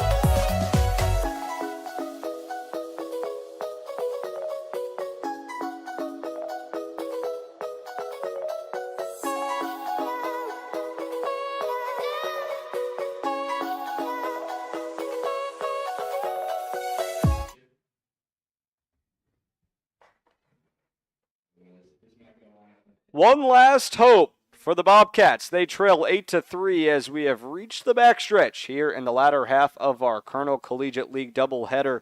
Mason Walker back out to the mound. He was absolutely firing on all cylinders. 1 inning, 0 hits, 0 walks, and 2 strikeouts earlier in the 6th. And following the mass substitutions from Bobcats manager Jake Weggs, we'll see 3 pinch hitters. Will Strell, Mitch Murphy, and Nick Martis due up to try and ignite a spark for this Bobcats offense. Mason Walker, the left-hander, back out for his 2nd inning of work, trying to shut the door and give the Merchants their 4th win of the season.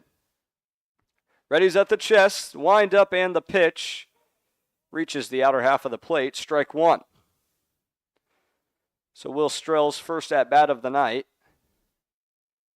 Walker goes quickly, breaking ball in the dirt, evens the count at 1-1. So this was Dan Moselle's place, but going righty for lefty, Will Strell is in there as he looks at ball 2. So Jake Weggs went with 8 right-handed hitters and just 1 lefty in the form of Riley McAllister as the 2-1 comes home, breaking ball downstairs, ball 3. Will Strell ahead in the count, 3-1. As Merchants lead at 8-3, top of the 7th. And a late arriving call from Chris Smith. He awards Will Strell with ball 4 and the leadoff man aboard.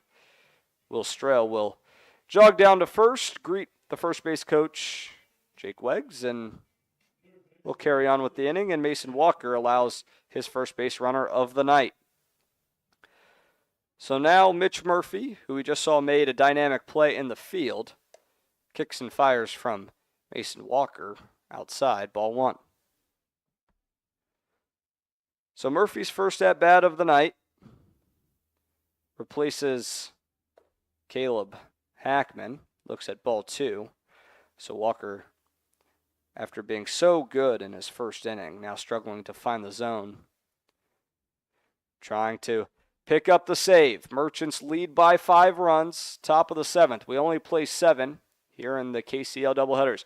That one's a can of corn to second, just off the ground. Mal now on the run, flips behind him to the shortstop, Cody Morton. A hectic play.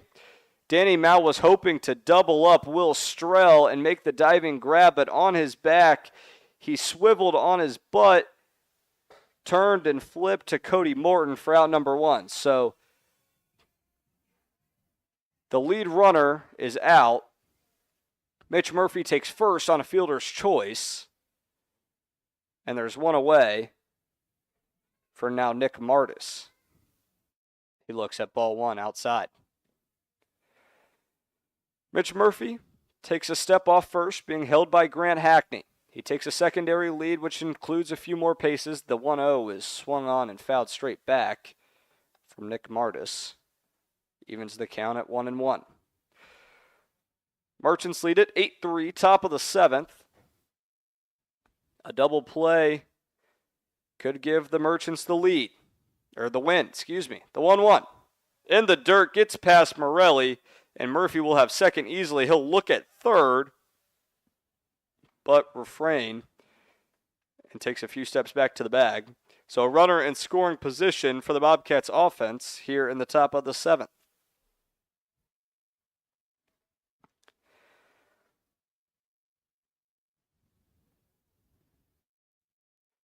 2-1, 1 out.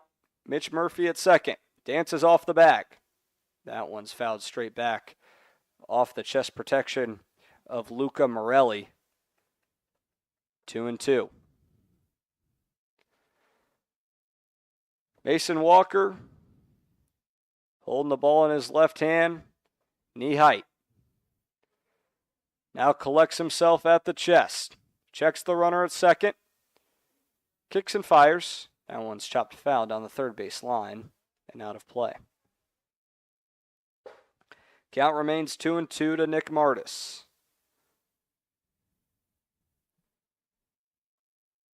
Ryan Thiel, who would be on deck, is replaced by Hayden Stork. He was replaced by him in the field. We'll see as the 2-2 is fouled down the right field line and out. of the confines of the ballpark. Down that right field hill, as Walker and Martis will battle again with the 2-2 count. Mao holding the runner at second, and the 2-2 is in there for strike three. Mason Walker catches Nick Martis standing there looking. And the second out of the inning is recorded. And the Merchants just 1 out away from moving to 4-1 on the 2024 campaign. Bobcats, hopes of snapping their 3-game losing streak. It looks grim. Walker checks Murphy at second once again. Stork readies the bat over his right shoulder and swings through the first pitch for strike one. So Hayden Stork, the right-handed hitter.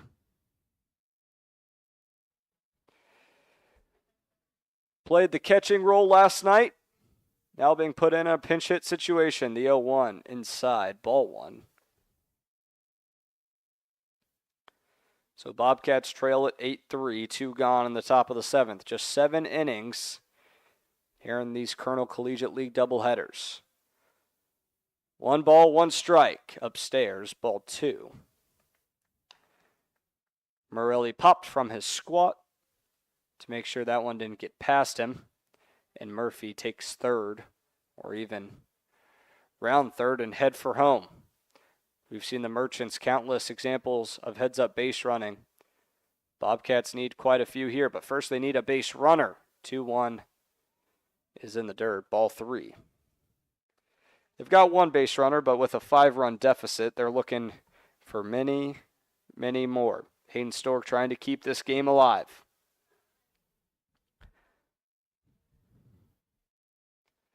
Three balls, 1 strike. Mason Walker kicks and fires, and that one's fouled straight back, and that was coming straight for us. It tailed just at the last second.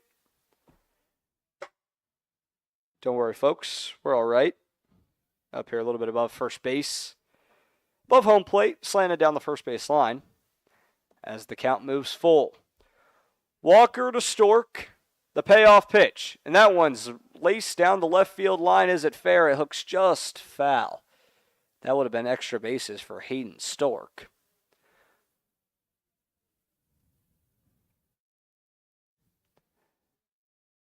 But a late curl, and it lands just foul.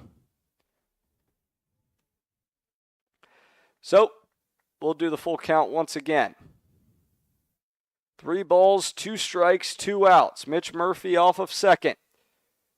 Walker checks the runner, kicks and fires. Swung on and missed, and the Merchants win it 8-3. That's the ball game. Mason Walker on the 3-2 breaking ball sends down Hayden Stork, and the Bobcats lose their 3rd straight. The Merchants score 8 on 11 hits, just 1 error. And the visitors tonight, the Bobcats, score 3 on 2 hits and 2 errors. A nice job from the Merchants pitching staff. Petty, Kelty, Sorensen, and Walker combined to allow just 2 hits all evening. So Merchants win it. They move to 4-1 and remain in first place of the KCL. They'll return to action on June 7th against the Blue Caps. The Bobcats will also return to action on the 7th against the Ground Sloths. Merchants 8, Bobcats 3. That'll do it for our coverage here on the exclusive home of the Kernel Collegiate League. Adam Hipsky saying so long and signing off. Thank you all for joining us on tonight's edition of Kernel Collegiate League Baseball under the lights at the Corn Crib.